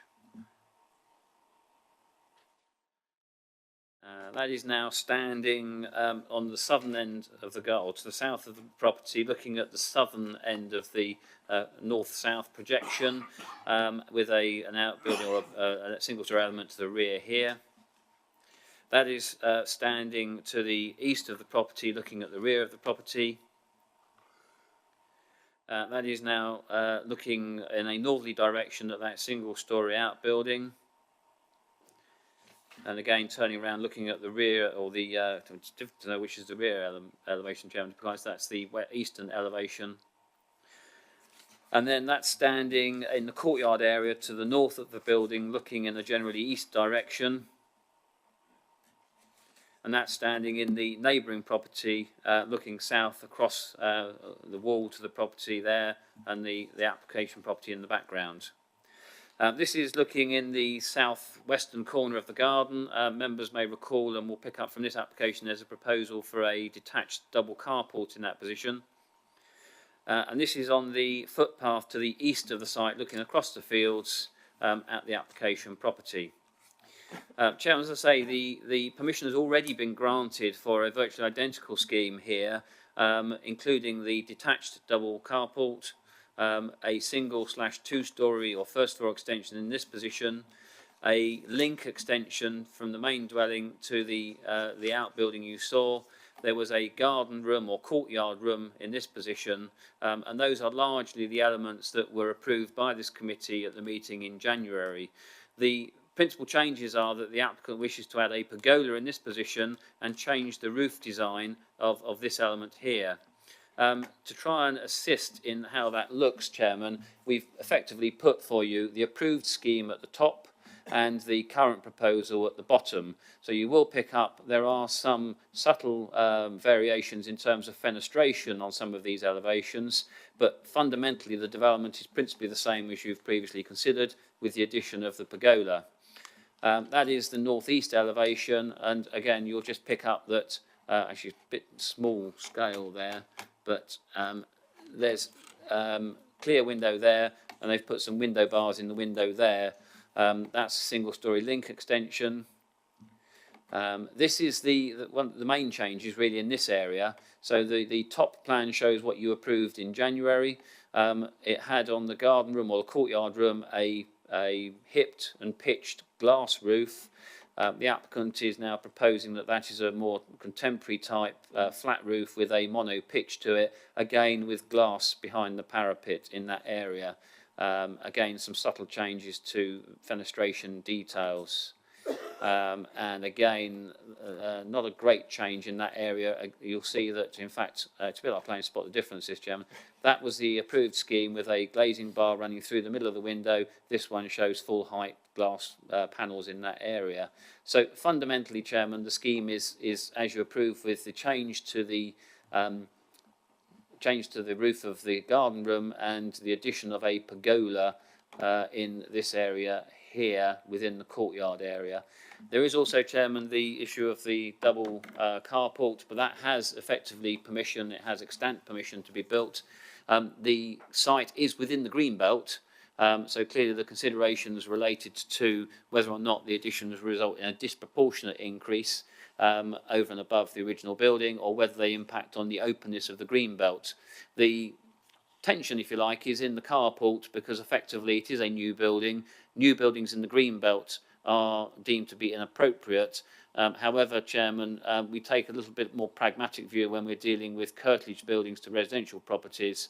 Otherwise, they wouldn't be able to have sheds, glass, greenhouses and garages. Members, as I say, approved that scheme previously. The proposal results in minor changes to the scheme, which your officers are satisfied do not give rise to any conflict with the Greenbelt policy or affect the openness of the Greenbelt, and it's before you with a recommendation to grant planning permission. Thank you. Thank you, Mr. Pegram, and we have no public speakers on this item, so would anyone like to go? Councillor Jones. I don't even need to ask. We've got your name already. Well, So I only nodded. I didn't know whether anybody else. It seems to me that Mr. Pegram keeps referring to subtle changes, but the ward councillor clearly objects to the revisions being out of character with the existing building and the surrounding area. And in paragraph 4, as I understand it, the Design and Conservation Officer says halfway down he is not convinced the scheme respects the retained character and appearance of the building, and the proposals have a significant impact on all the main elevations of the building and would fundamentally alter its change its character. It would detract an awkward clash which would detract from the overall design. That doesn't feel like a subtle change. Question. Okay, thank you. Well, it's I suppose there's how do you define subtle? I mean, different people have different thoughts about what subtle means, but as we've seen, the application is very similar to the application given earlier in the year. But Mr. Pegram, would you like to answer those questions? Why would the Design and Conservation Officer be so bold? Because I guess we're not seeing the actual real impression of the glass. Yep, okay. Yep, Mr. Pegram. Chairman, if I can assist, you will recall probably that the Conservation Officer wasn't over enamoured with the scheme originally. However, it was approved. I think the issue, or the pertinent points to make here is it's not a listed building. It's not in a conservation area.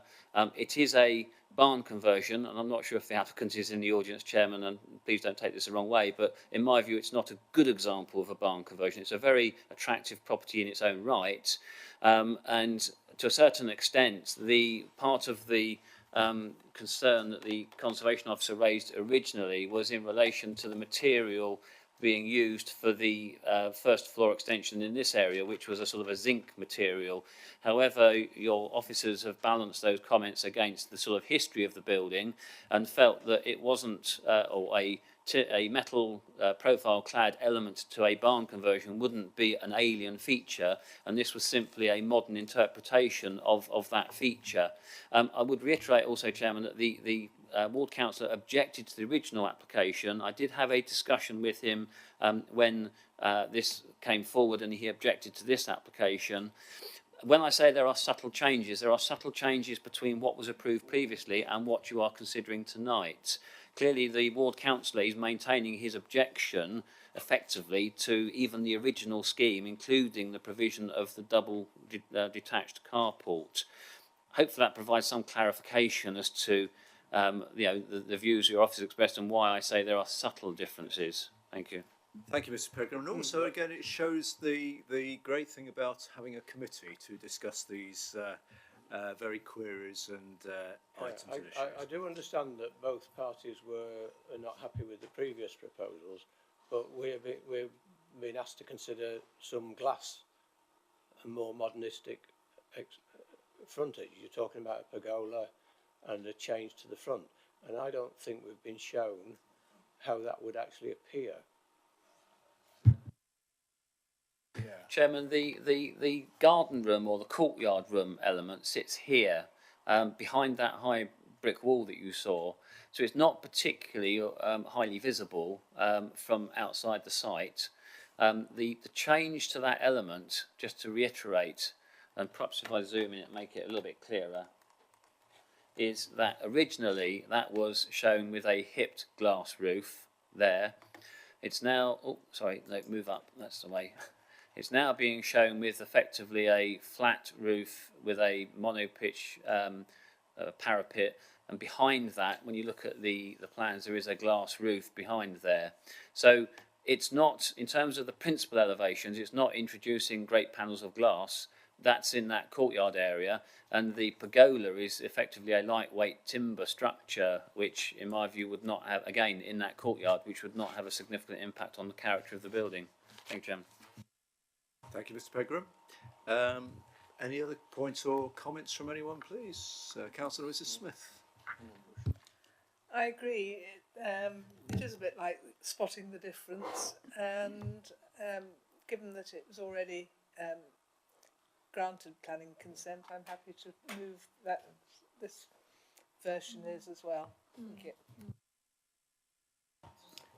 Oh, right, okay, thank you. So Councillor Mrs. Smith is moving recommendation as shown, and Mrs. Males has seconded that, but I also had Councillor Bushman wanted to speak. No, it's all right.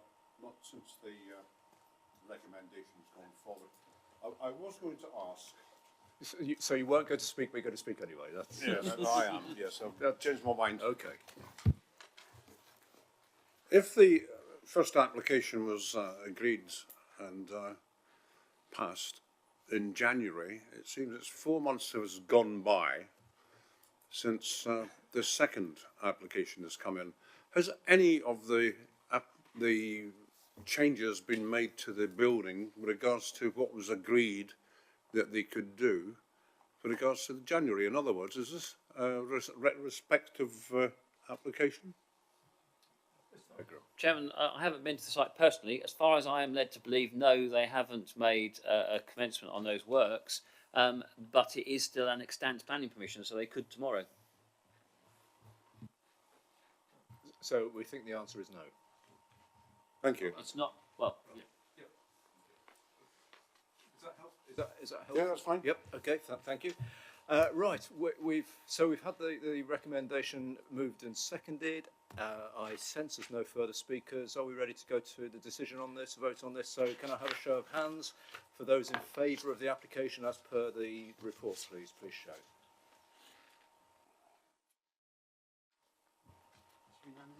Yes, that's unanimous. Thank you very much. Now we're just playing musical chairs again. Now it's not anything I've said to Councillor Stockwood, but all will become clear.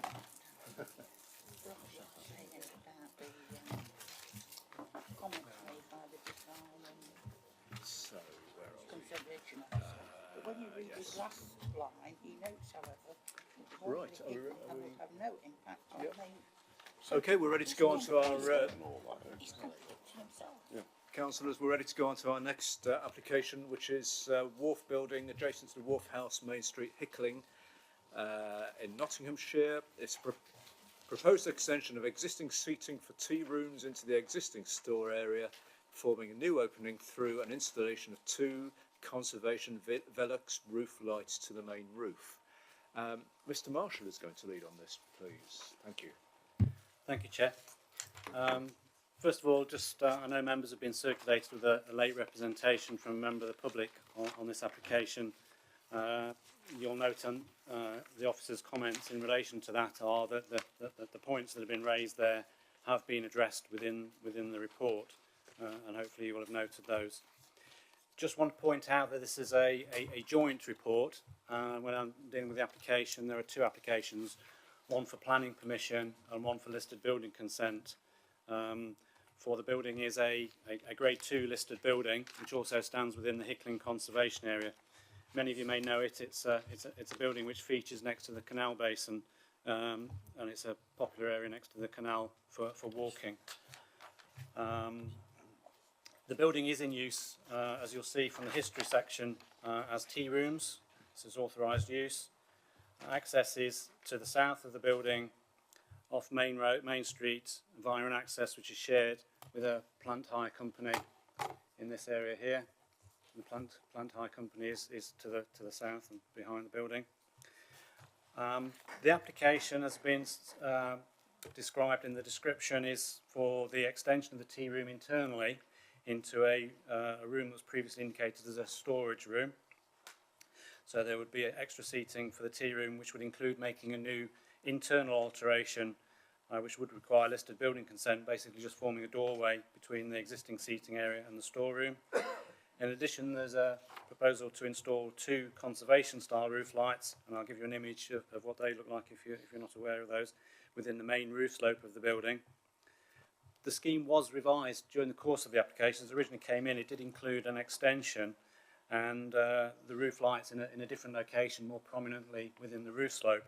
The extension has been omitted. There's no physical extension to the building, and the roof lights have been relocated, which officers believe is to a less obtrusive location, which I'll show you when we get to the slides. The proposal also includes the fitting of a new softwood door to the north elevation, which would replace an existing UPVC door and frame that's been put in. Just run you through the slides. As you'll see, the canal basin is here. The building, grade 2 listed building, as I say, former wharf building, which was empty for quite a while before it was converted to tea rooms. There's car parking in this area here, and some additional car parking over here, which you'll see on the drawing. There you see the aerial photograph. This was before the parking area and the building were converted and extended. The photographs are from two different occasions officers visited the site. This is a slightly older version which shows the tea room and the external seating area, which has been approved. And this is where the work in progress, which was included the surfacing laying out of the parking spaces in front of the building. You see the canal basin on the left-hand side. And again, just sort of taking you around, obviously from around the canal basin, looking at the building. You see Main Street on the right-hand side. Again, just looking across.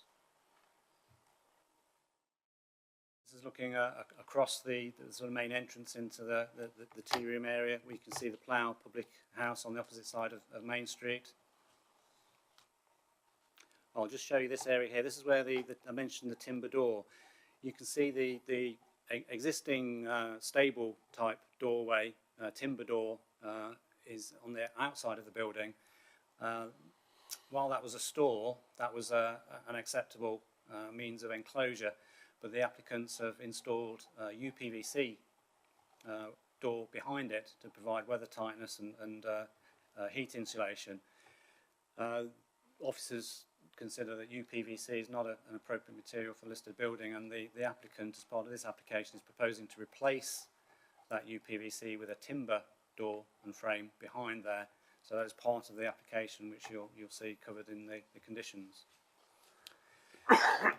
This is the elevation where the roof lights are going to be installed. Originally they were going to be higher up the roof slope. This is a single story extension which was added with planning permission for a toilet to the rear of the building, and the roof lights would be installed in the lower part of the main roof between the single story extension at the back of the building, you will see, which is not generally publicly available, visible unless you are within the site. So they will be in this area here between the two roof slopes effectively. Again, in this area here. That just gives you an idea of the layout plans, not much to see in terms of the proposal. As I say, the proposal doesn't involve any physical extensions to the building apart from the elements I mentioned, the roof lights within the roof space and the alteration to that doorway. This gives an idea. I don't know if I can zoom in, Andrew, to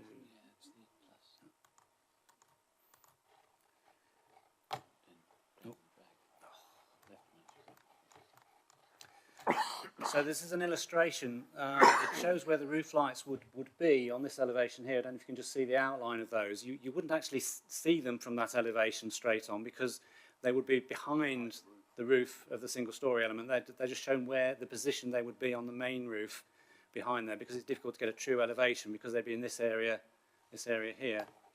So that's the change that were in the two roof lights which would be inserted. I can zoom out again. Square. Yeah. And internally, this is the existing area with this is the main seating area, and that's the WC extension you see.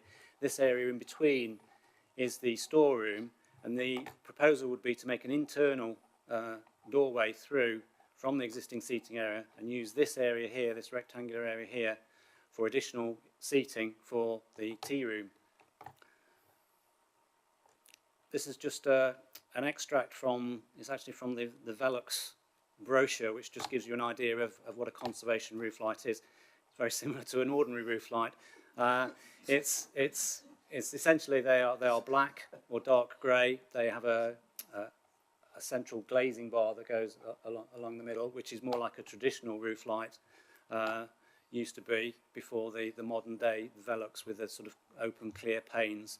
They tend to be more sort of vertical in emphasis rather than necessarily wider, so they're a narrower with a glazing bar in the middle, and that's really the main difference with a conservation style roof light.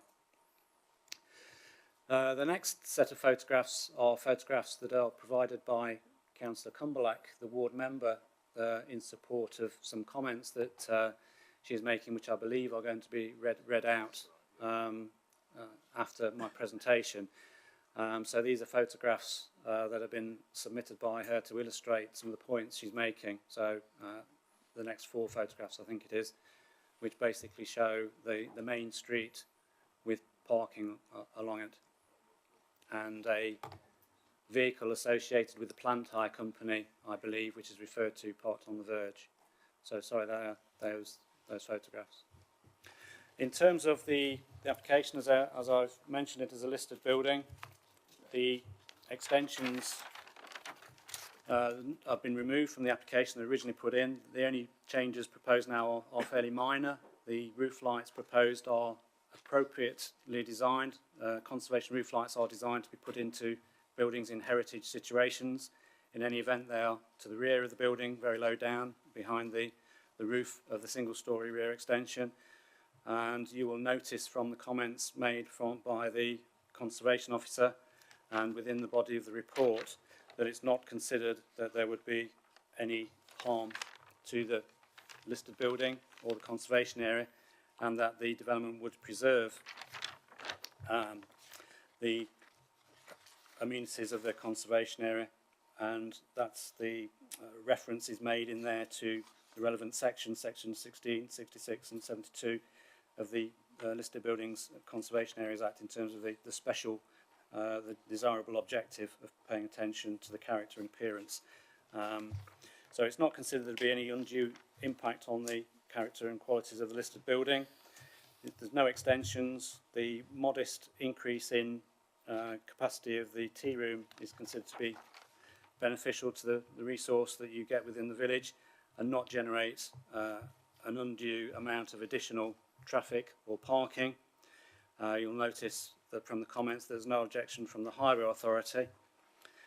There's no residential properties likely to be affected by the internal changes to the building, so in terms of amenity it's not considered to be undue impact on amenity. So officers' view is that planning permission should be granted and that listed building consent should be granted in accordance with the conditions and the recommendations in the report. Thank you. Thank you, Mr. Marshall. Now, we don't have any public speakers on this item, but Councillor Cumberlack is the ward member, but who would have wanted to speak if she was here, but she is not able to be here tonight. So, as a result, Councillor Stockwood has agreed to basically read out what Councillor Cumberlack would have reported to us. That's why Councillor Stockwood went over there to go over there. So, as I say, there's no other speakers. It's just a ward member. So, Councillor Stockwood, on behalf of Councillor Cumberlack, please. Thank you very much. Good evening, members of the committee. I have agreed to present the representation of Councillor Cumberlack, Ward Councillor for Neville and Langer. In keeping with the spirit of the new protocol, I am speaking and then not participating in the committee deliberations. I will read the words as written. My objections to the above applications are as follows. I am opposed to the introduction of so-called conservation roof lights into the fabric of a Grade 2 listed building. The materials used would be plastic or aluminium. Neither of these are traditional. This would therefore undermine the listed status and devalue the aims of the conservation area. It would be contrary to the Building and Conservation Act 1990. Regarding the extension of the tea room, this application seeks to utilise the space originally allocated in the first change of use application from bike hire and repair to further tea room. The bike hire fulfilled a wider aspiration to encourage school nature trips and a healthy lifestyle outlined in the original design and access statement to achieve planning permission. Most importantly, the current infrastructure, i.e. the main street of Hickling, cannot cope with further parking. You will have received photographs from concerned residents and myself showing the full car park and congested Main Street, particularly on sunny days. The conversion of the Wharf Warehouse into a tea room is very welcome as a village amenity, but its current trade, since opening 12 months ago, has already resulted in a non-material amendment for additional car parking space and is therefore detrimental to the setting of the Grade 2 building. Any further extension of the tea room would result in additional on-street parking. The road is narrow and existing congestion hampers other local rural businesses and farmers. Councillors have seen a photograph showing the AE Folks low loader having had to park up awaiting clearance to proceed as it is not able to negotiate the shared access to the haulage yard adjacent to the tea room, thus costing the business in wasted time and money. The brewery lorries delivering to the pub opposite are hampered, as are the farmers trying to pass with tractors and machinery to reach fields at the side of the canal. We need to encourage the rural economy, but not at the expense of the existing businesses. It is currently a lovely facility for walkers, cyclists and fishermen, but the infrastructure is not there. No possible future parking facilities to support the application. It clearly would not bring the benefits required to warrant the development in a conservation area and has to be contrary to para 134 of the NPPF, Policy 10 and also GP1 and EN2, owing to the harm to an existing heritage asset and the lack of a public benefit due to unsustainable infrastructure and parking facilities. I support in essence the advice given within Section 3 of the NPPF. mentioned in the report at paragraph 43. However, this proposal cannot be supported when it would result in unavoidable harm to residents and businesses in the community. I conclude with a question. Policy EN2 states that planning should not adversely impact on conservation areas, including open space. This authority has already contravened that policy by granting a non-material amendment allowing additional parking for the current wharf business on the green space, which defines the setting of the listed building. In my view, this was very material. Who decides what is material? Who decides that the parish council, borough councillor and residents should not be consulted? These are the people living with the results of that decision. Thank you for listening, members of the committee. And thank you, Councillor Stockwood. Well, just within the 5 minutes, and thank you for speaking word for word. Those are the comments that Councillor Cumberlack would have made if she was here, so thank you for that. So we can, Mr Marshall, yes, sorry, would you like to come back on those, please? There's just a few points within that presentation which I would like to just comment back or extend. In terms of the roof light materials, the conservation roof lights that are specified are timber with aluminium externals, so powder coated material, not dissimilar in materials to traditional building. They wouldn't be plastic or PVC. They'd be timber and metal. In terms of the parking, it is understood that there is a historical parking issue on the street within Hickling. It's a popular spot. There's a local pub. There's walking. There's fishing. The Canal Basin is a popular location for people to start off from. The cafe the tea room does provide off-street parking for its patrons. It's a relatively modest facility, and the proposal to extend that we're considering today is a relatively modest area in terms of additional likely visitors or traffic. Again, I'll just reiterate that the Highway Authority haven't objected, and I think it would be very difficult to attribute a significant additional on-street parking problem or issue to the current proposal that's currently before us. I certainly don't think that there would be the ability to sustain a refusal on that basis. In terms of the impact on the heritage asset, we are looking at the proposals that are before us today. Comments were made about previous decisions in terms of a non-material amendment. That's not before us at the moment. Just bear in mind the development, which is part of the description of the development, and I have already summarised the changes that are being made to the listed building, which include the roof lights, the internal door, and the door on the northern elevation.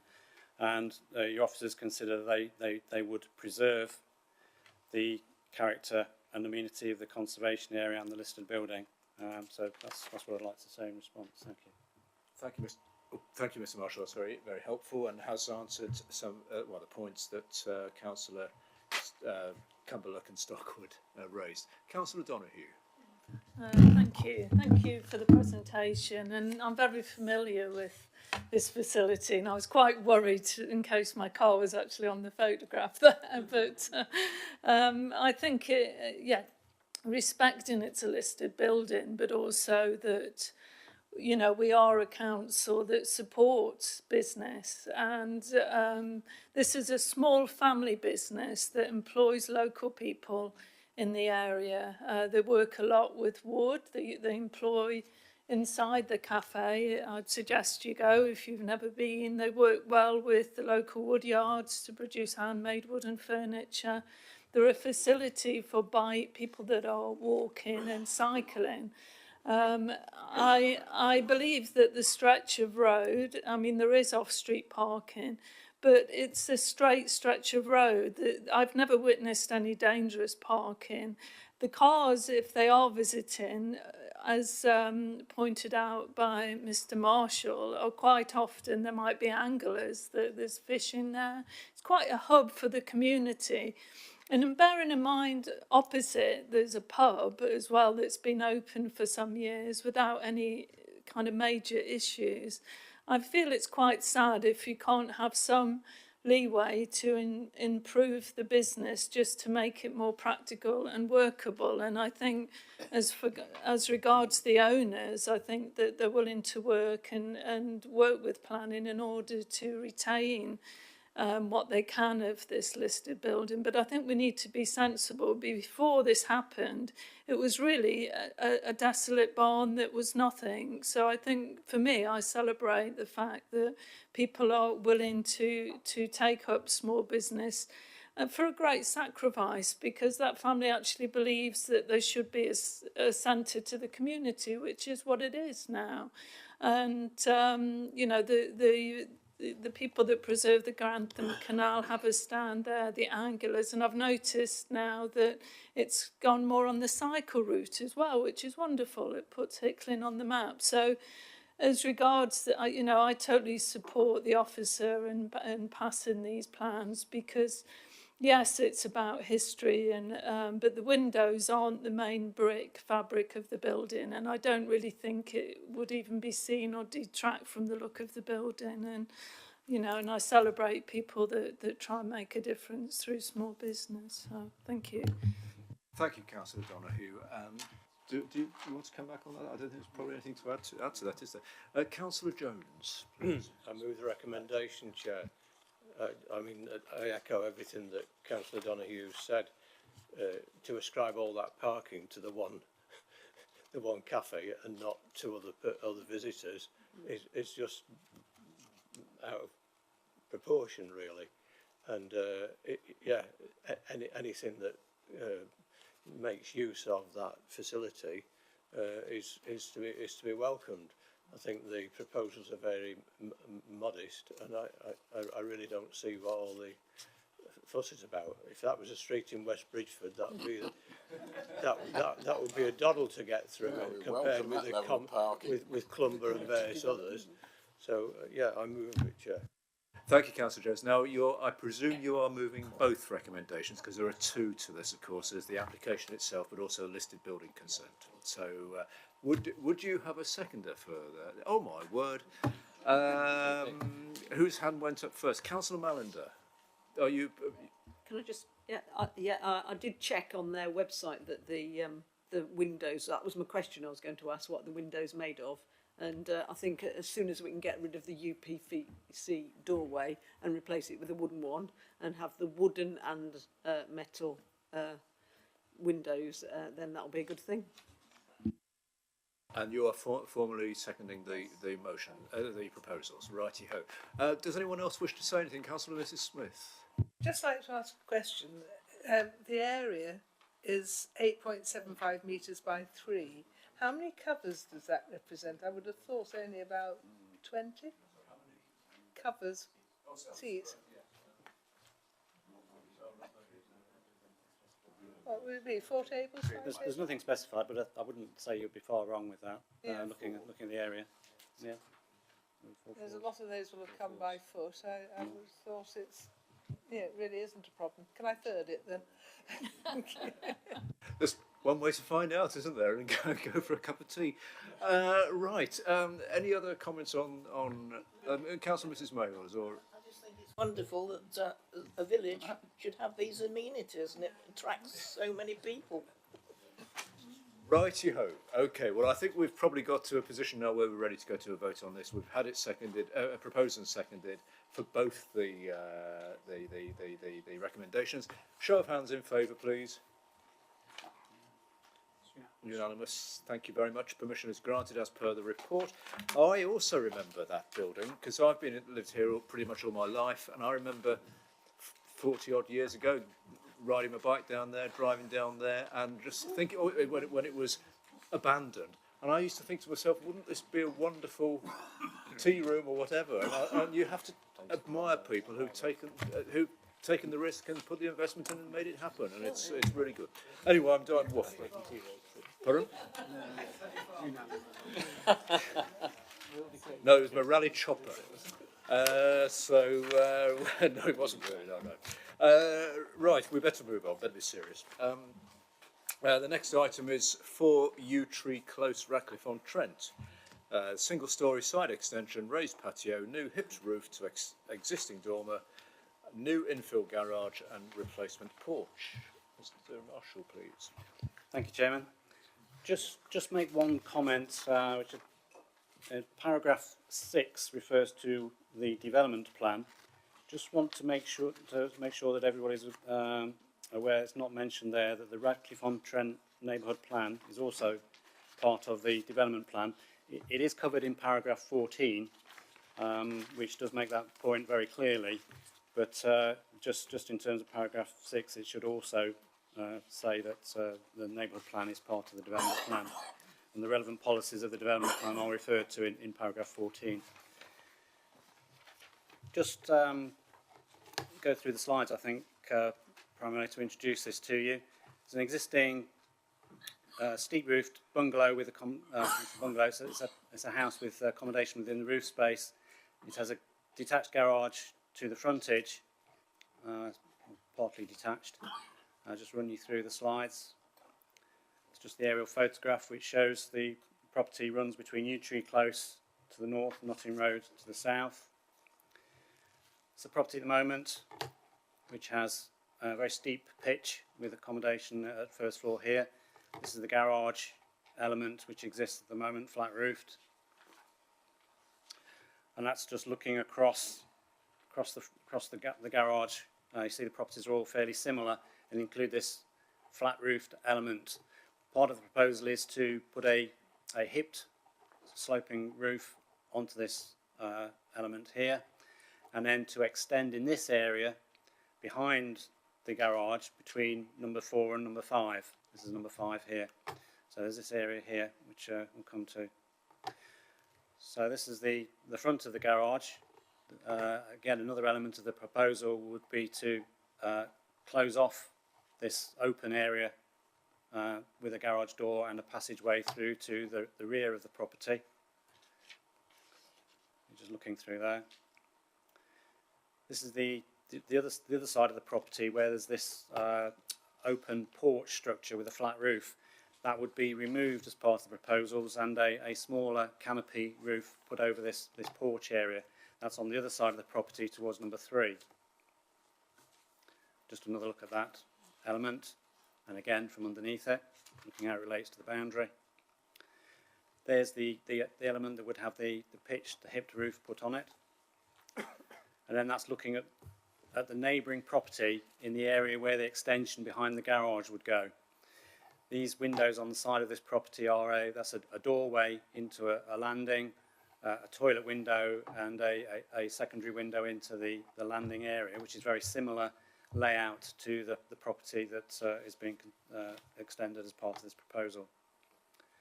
That's just looking at the area behind the garage where the extension would go, in this area here, behind the flat roofed garage. Again, just looking from the back garden, and then across from the back garden further, looking towards number 5. And then looking at the back of the property, see the properties are all fairly similar in design. That's the existing layout, which you'll see the existing bungalow, the porch structure in that area, that flat roofed canopy. And then this is the area where the garage is at the moment, and this is the area where the extension would go. If you look at the proposals, the extension would be to form a garden room with bifold doors, a small raised patio area to the back of the extension, and then you can't really see it, but there would be a canopy porch here in this area here. There we go, flat roof. This is a much smaller structure than the one that's there at the moment. That's the existing elevations. And then the proposed elevations, you'll notice that the extension behind the flat roof garage does have a pitched roof. It would have a glazed rear-facing elevation. And there is the hipped roof that would be put on that first floor dormer type structure. And there's the little canopy roof that extends on the other side adjacent to number 3. You'll see that the extensions are relatively modest. They would not impact adversely on neighbouring amenity, given the relationship to the neighbouring properties. the fact that it's behind the existing flat roof garage. The only windows on the neighbouring property would be secondary windows and entrance door feature, and the addition of the pitched roof on the flat roof structure is considered a visual improvement, and the reduction in size of the canopy pitched roof, porch roof, is considered a lesser structure and appropriately designed. So the recommendation is that planning permission is granted as per the report. Thank you. Thank you, Mr. Marshall.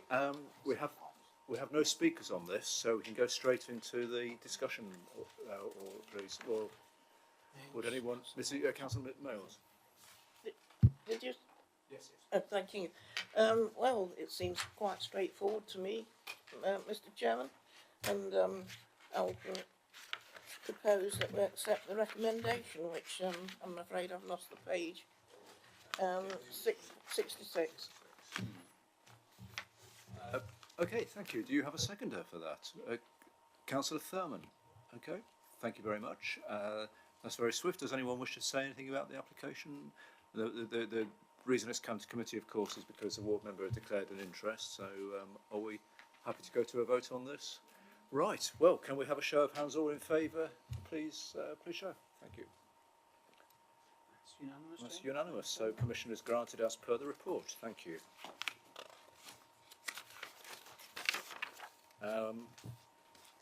We come on to our next, which is a final application, isn't it? This is One Priors Close, Bingham. Replacement of boundary treatment with new fencing and trellis, removal of overgrown trees and new driveway access. And Mr. Marshall again, please. Thank you, Chairman. This is a retrospective application primarily for fencing works around the perimeter of the building. You'll notice from the aerial photograph that the property, I'll just go on this as well, the property is a corner plot which sits fairly closely to the southern and western boundaries, and doesn't have an enormous amount of private amenity space given the corner plot and the relative proportion of plot to building. The applicant has already erected fencing to the frontage along this area here with there's a dark yellowy lines. In this area here, it's a 1.5 metre high fence, concrete posts and gravel board and timber. And along this area here, it's a 1.8 metre high mixture of concrete posts, gravel boards, timber fencing and trellis. An area of hard standing has been laid out here with facility for car parking, and along the rear boundary here a 2 metre high fence has been erected along the boundary with number 15 Abbey Road. You'll see more on the slides when we get there. This is the side elevation with number 15 Abbey Road in this area here with that section of 2 metre high fence, and then this is the main road frontage with that parking area where you'll see fencing of 1.8 metre high in total has been erected with the exception of this lower section in the middle of the parking area. And then going around the corner to Priors Close, you'll see this 1.8 metre high total height fencing has been erected. Just carry on going round. And then along the boundary with the neighbour on Priors Close, number 2, is lower 1.5 metre high fencing which steps down. It's just looking across the road to the other side, number 26, on the other side of the cul-de-sac. You will notice the fencing has been erected. We'll draw your attention to the fact that the fencing around the corner is much lower in height with a very small amount of solid fencing and trellis overall height, and then it steps up around the corner to provide an area, enclosed area of privacy further around the corner there. It just shows you the longer shot you see from there across. You can see the difference in the two types of fencing. That's just a plan which shows the fencing that's been put up and the style of fencing, but you can already see it clearly as it's on the photographs. You will notice from the report, officers consider that the corner location, the length of fencing all around the boundary in the corner, and its height does, in officers' view, have a detrimental impact on the visual amenity of the area. The predominant boundary treatment is relatively low boundary features and walls, with the exception of the corner plots. You'll notice the property on the opposite corner adopted a different approach with lower fencing around the corner. It's considered that this higher fencing would have a detrimental impact on the street scene, contrary to the would be obtrusive within the street scene, contrary to the character of the area. And the recommendation is that planning permission be refused as set out in the report. Thank you. Right, thank you, Mr. Marshall. I think we do have a speaker for this item, Mr. Hull.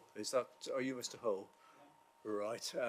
Welcome to our committee, and you're the applicant, and the way it works is you have up to 5 minutes to talk to us. That 5 minutes starts as soon as you press the right-hand button and the red light comes on. And if you're still talking when it's 5 minutes, we have to cut you off. Okay, thank you. Good evening, everyone. Thank you for giving me the time to speak tonight. One Prize Close is a corner plot property which we fully renovated to a modern standard. Being a corner property, the property is overlooked from 3 sides: to the east, 26 Prize Close, and to the west, 2 Prize Close, and opposite in the row of houses in Prize Close that look directly onto this bungalow. It was therefore important that some privacy is given to the bungalow, which could be seen from 3 sides. On the 22nd of January, we had a visit from a planning officer who was very helpful with regards to what I would need planning for and what I wouldn't need planning for. Whilst we were removing overgrown trees and hedges and fencing due to a covenant on the property, I was slightly restricted on what I could replace it with. To the east corner of Prize Close, number 26, the resident has good quality panels with concrete posts and concrete kickboards. We consulted neighbours at 2 and 26 Prize Close and chose a similar good quality panel and height of panel to try and be in keeping, and submitted an application which was registered on the 7th of February. On the 27th of March 2018, a planning officer asked me to include the fence between 1 Prize Close and 15 Abbey Road to the application. I explained that at a site visit with an officer on the 22nd of January, he said it wasn't necessary, as we replaced a fence with a slightly smaller fence, like for like. I included the documents to the application on the 28th of March and clarified queries to the ownership of the bungalow on the 29th of March. On the 3rd of April 2018, I was told due to additional amendments to the plans, there wasn't enough time left to the 12th of April committee meeting, and would now be heard on the 17th of May, and would I agree to an extension of time to the 24th of May, which I agreed to. I've gone to great lengths in communicating with residents of Prize Close while modernising the property, and I have not received any negative feedback from any residents, local councillors or the Highways Agency. We strongly feel the improvements carried out at 1 Prize Close have greatly improved the area and do not have a detrimental or obtrusive impact on the area, which could have breached both local planning strategy policy 10 or policy GP2 amenity and design. I would ask the committee to consider approving my application. Thank you, Mr. Holt. Well within your 5 minutes, so thank you very much for that. Very clear. So we can open it up sorry, Mr. Marshall. I beg your pardon. Did you want to come back on any of those? Thank you. I don't think there's anything too much there that I need to respond to or would like to respond to. I just wanted to clarify that planning permission is required for any fence or means of enclosure which is over 1 metre high adjacent to a highway or 2 metres otherwise. We, as a matter of procedure, normally say that any fence or means of enclosure which is within 2 metres of the highway boundary and is over 1 metre high would require planning permission. Hence the fencing all the way around the external boundary is well over 1 metre high, so it does require planning permission, hence the application. And any fencing which is erected within a sort of 2 metre zone of the highway boundary would be caught within the same category. Although between back gardens, it's accepted that once you get to sort of beyond 2 metres back, any fencing up to 2 metres high would not require planning permission. The primary issue in terms of The reason for refusal that's recommended by officers is in terms of the impact on the street scene by the external fencing, in terms of its visual impact on the street scene. Thank you. Thank you, Mr. Marshall. I should have made it clear that Mr. Hull had pointed out the fact he's had discussions with planning officers at various times, and also has spoken and consulted with his neighbours, which I'm sure we all heard that. I should have mentioned that in my summary. So we can open up to any comments and discussion, please. Who would like to start with this? Councillor Bushman.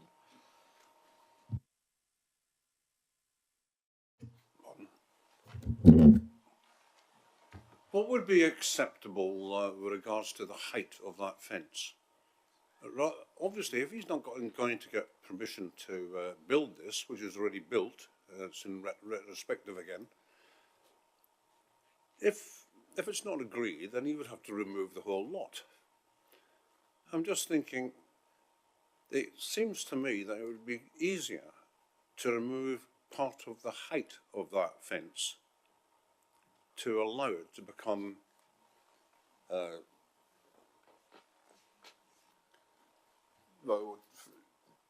and join in with the surrounding other fences. I want to assume that Mr. Hull hasn't, he's actually built this fence here, not realising that he had to have application. There were certain constrictions regarding the height and this, that and the other. But I would ask what height would be acceptable, and would it be acceptable for part of that fence to be removed, i.e. in height? Thank you, Councillor Bushman. Can you just turn your microphone off? Acceptable height, and would it be acceptable if part of the height? I think you're suggesting what appears to be, for want of a better word, the trellis effect at the top, for example. Yes. But anyway, Mr. Marshall. Thank you. Yes. I'll probably start off with saying, I think I've heard Mr. Pegram say this a number of times, we're looking at the proposal that's before us, and we have to assess the merits of that and not consider hypothetical alternative schemes. So we have to judge whether what's before us is acceptable. I think, given the fact that, having said that, given the fact that there is a fence of much lower height on the opposite corner of the street, then clearly I would suggest that there may well be grounds for a different fence being considered more acceptable in terms of boundary screening. There are low walls, as you can see in the foreground here, on the adjacent property of that sort of height, which is probably not dissimilar to what's on the opposite corner of the road. So should permission be refused and the applicant want to propose a revised scheme, then officers would obviously look at that and see if there was an acceptable scheme that could be put forward with a recommendation. But obviously at the moment we have to look at what's before us at the moment. Thank you, Mr. Marshall, and yes, that's basically it. We can only discuss what the current application is. Councillor Mallender. Thank you, Chair. Do you have an aerial photograph, please?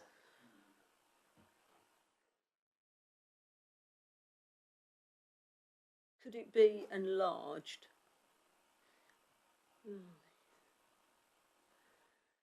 Right, I don't know whether that's the same as the one I've got in front of me, the iPad. I think it probably is. But, oh yeah.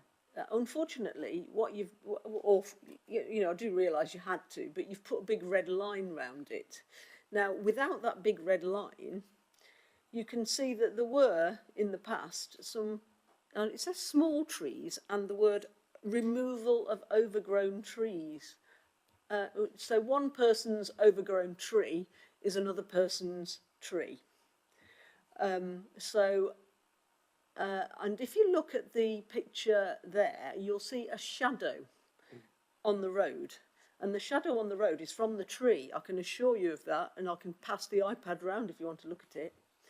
But so that is quite, I would say, to cast a shadow like that, quite a significant tree.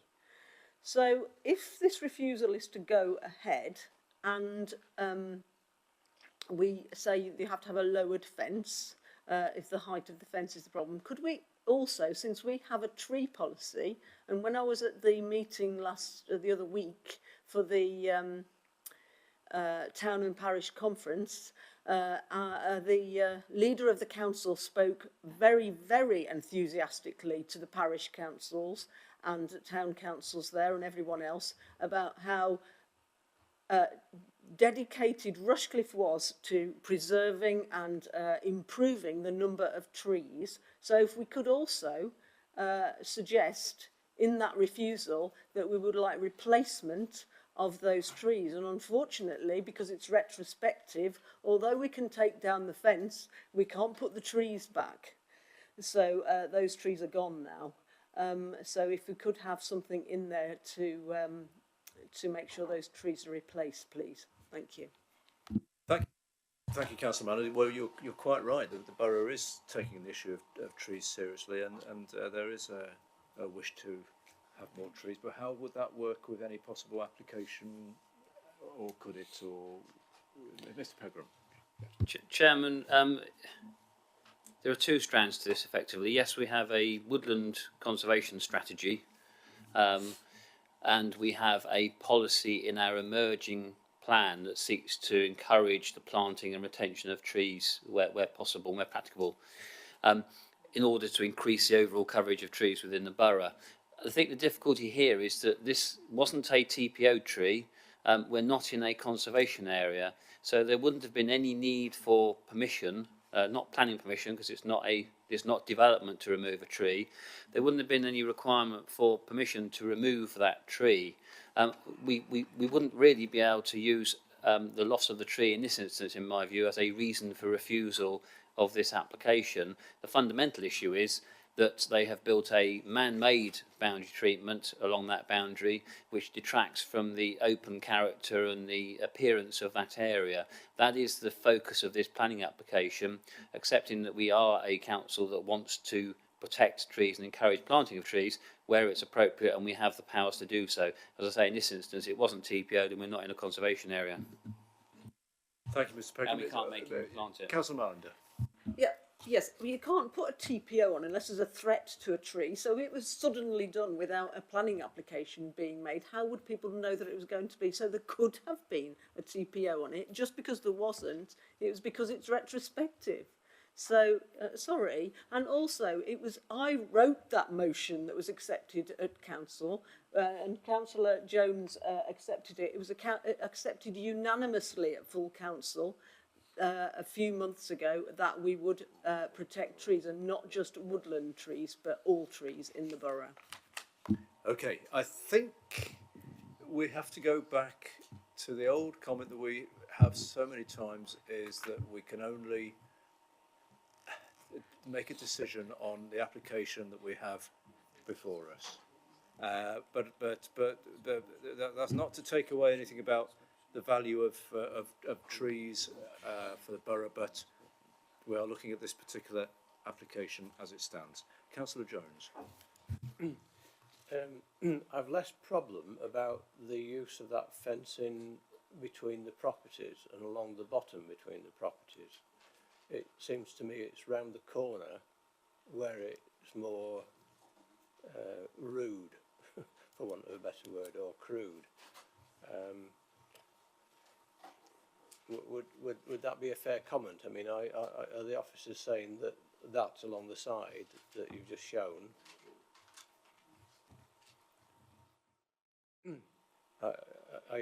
The one before then that you just flicked past, that showed. No, that one. Are you actually, are you suggesting that the bit that goes down the side between the neighbour's drive and that is unacceptable? So yes, really, you're wondering whether basically you're thinking the height of the boundary, the fence down the side there, is that. Yeah, I mean that seems to me not unusual between properties, but the bit that's round the front and round the angle seems to me to be the one that big says impact. Okay.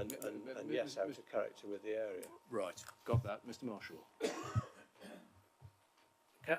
I would, officers are very much of the same view, Councillor Jones, that the primary impact is certainly from the higher fence, which is around the corner on the two sides of the property.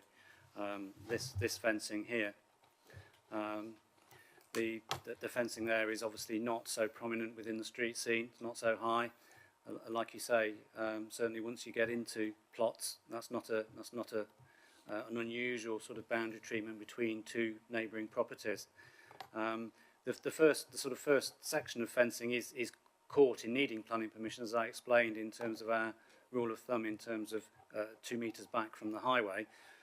So it might well be, if we were looking at enforcement action, if permission were refused, the primary focus would certainly be on this fencing which goes around the corner, possibly requesting the lowering of, say, the first panel, which is more prominent within the street scene. But after that, in terms of just between two neighbours, the impact is much less.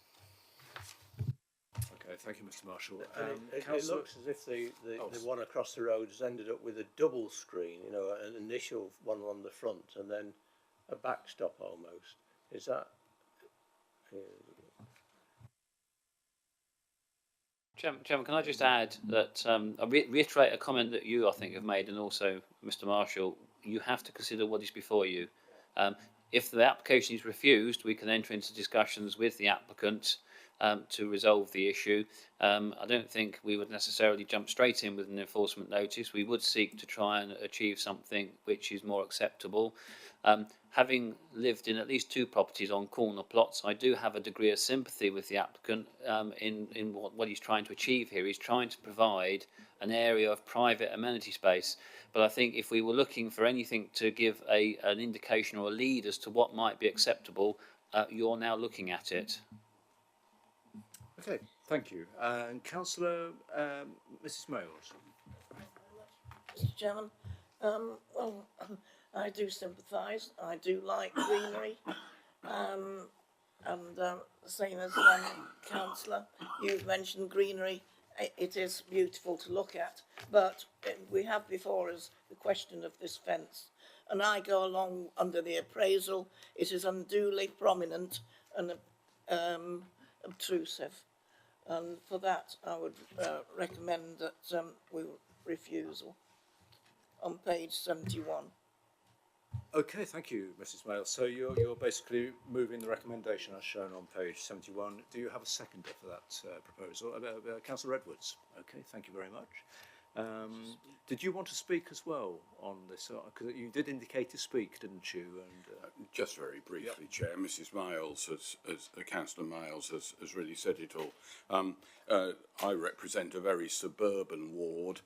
I get a number of applications from people with corner plots, and I've got an almost identical one at the moment where somebody has gone ahead without planning permission, seeking retrospective on a very prominent plot with a similar fence made of breeze blocks. It's unacceptable because of its impact on the street scene, and therefore that's why I'm seconding the refusal. Having said that, I would very much hope that if the committee is similarly minded, that the officers move sympathetically in talking with the applicant and trying to find an acceptable solution that both protects the street scene and gives them some privacy. And possibly, yes. Well, we'll see what happens when we come to a decision in a few moments. Councillor Greenwood. Thank you. I have a little picture here that the applicant did send us of what it looked like before. These horrible great conifers. I do have sympathy with him putting fencing there instead of trees that look like they're falling over. So if, whichever way it goes, if we were to say lower the fence and you can put trees there, a hedging, are we going to restrict the height of the trees? Because if it's a barrier, it's going to be just as obtrusive. And the same as you're saying about